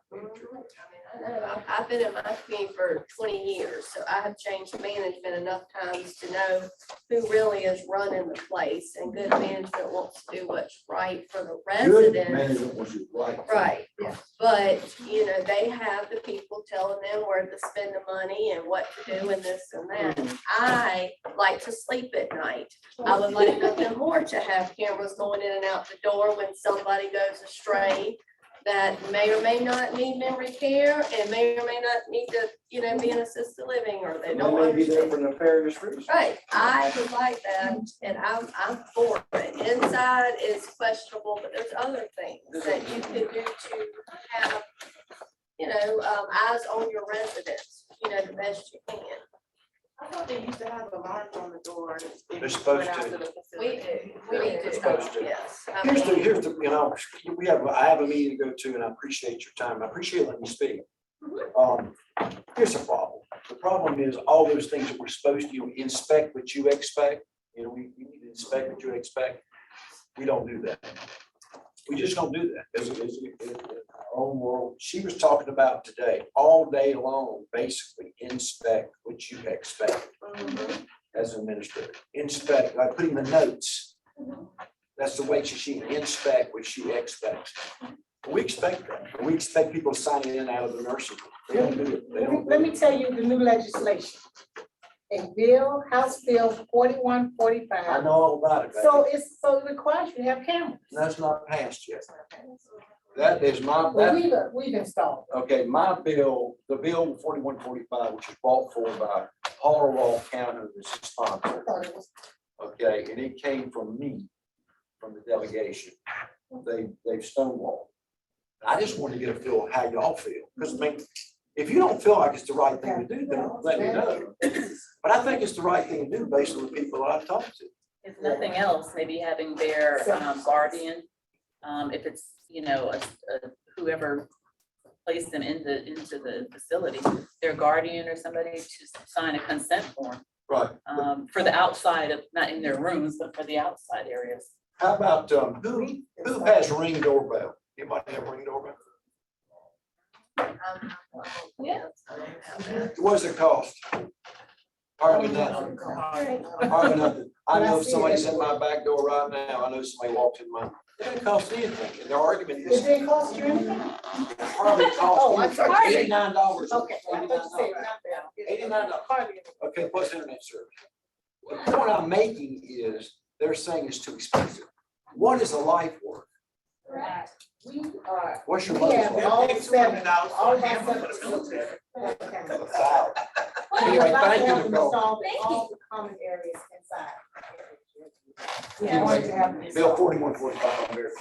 Yeah, so I thought it, we did But just it. like the host said, I mean, sometimes. We were that's told we had to attack. on the residents, you know, so if you have Yeah, that kind of inspect what situation you going expect. on, and this one says, no, I didn't hit her, and this one says, yes, she Yeah, did, you how had do you some. It's, resolve? yeah, it's a complicated issue because we're talking about culture Right. of a facility, how things are run. We talk about safety and protection and individual rights and group rights. So I think the most important thing about that message and what his bill is trying to do is to unite individuals in the importance of what I call a disposable population. We don't put our money because they're disposable. You know, they're gonna die anyway, blah, blah, blah. So why put that money up front? And the question then becomes, how do we reallocate funds and reallocate interest in what I call the first points, which people can learn, people can change, people can still contribute to the quality of a community and a society.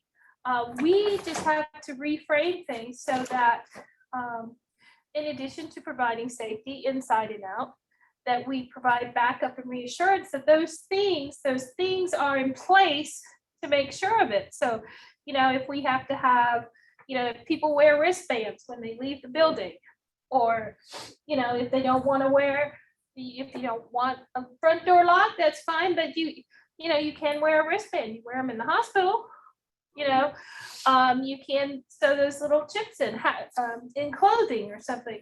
So, you know, we just have to think of a better way to protect what we call vulnerable and what most people call disposable, which is our precious elder people. And or we can also try to figure out a way how to get a bigger piece of that pie. Yeah. Both. Oh, Both. yeah, everything, Just both. everything. The advocates are in this room, the people that can make it happen are in this room. And online, yeah. And online. These are the people who can make it happen. And I'm proud that all of you came today. I'm happy Thank you. that you're here. I hope that you safely travel home. For those of you who are home, I hope you don't have to sit up straight anymore. You can just go back to your life. Thank you for your time. I appreciate all of you. Have a great day. Bye-bye. Thank you. Thank you.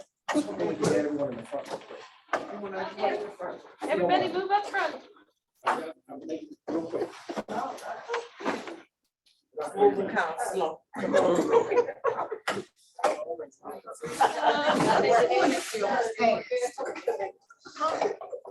You keep doing it.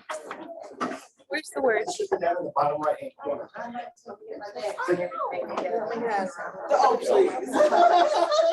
I'm trying to find the view where you can see everybody, but here they are. Okay. Here they are. Okay.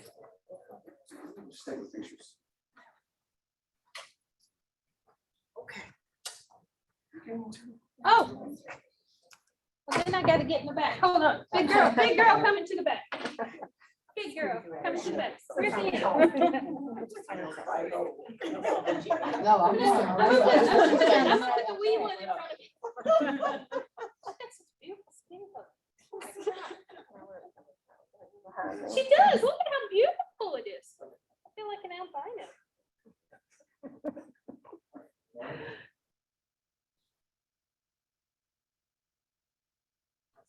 He said I was perfect.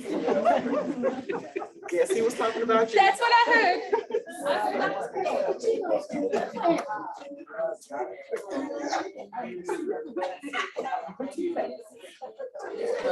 Yeah. It was great. I enjoyed it. I learned a lot. I hope so. Thank you. You can let me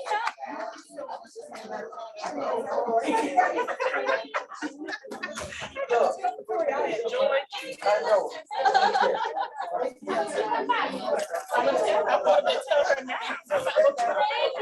It's great. I love seeing it.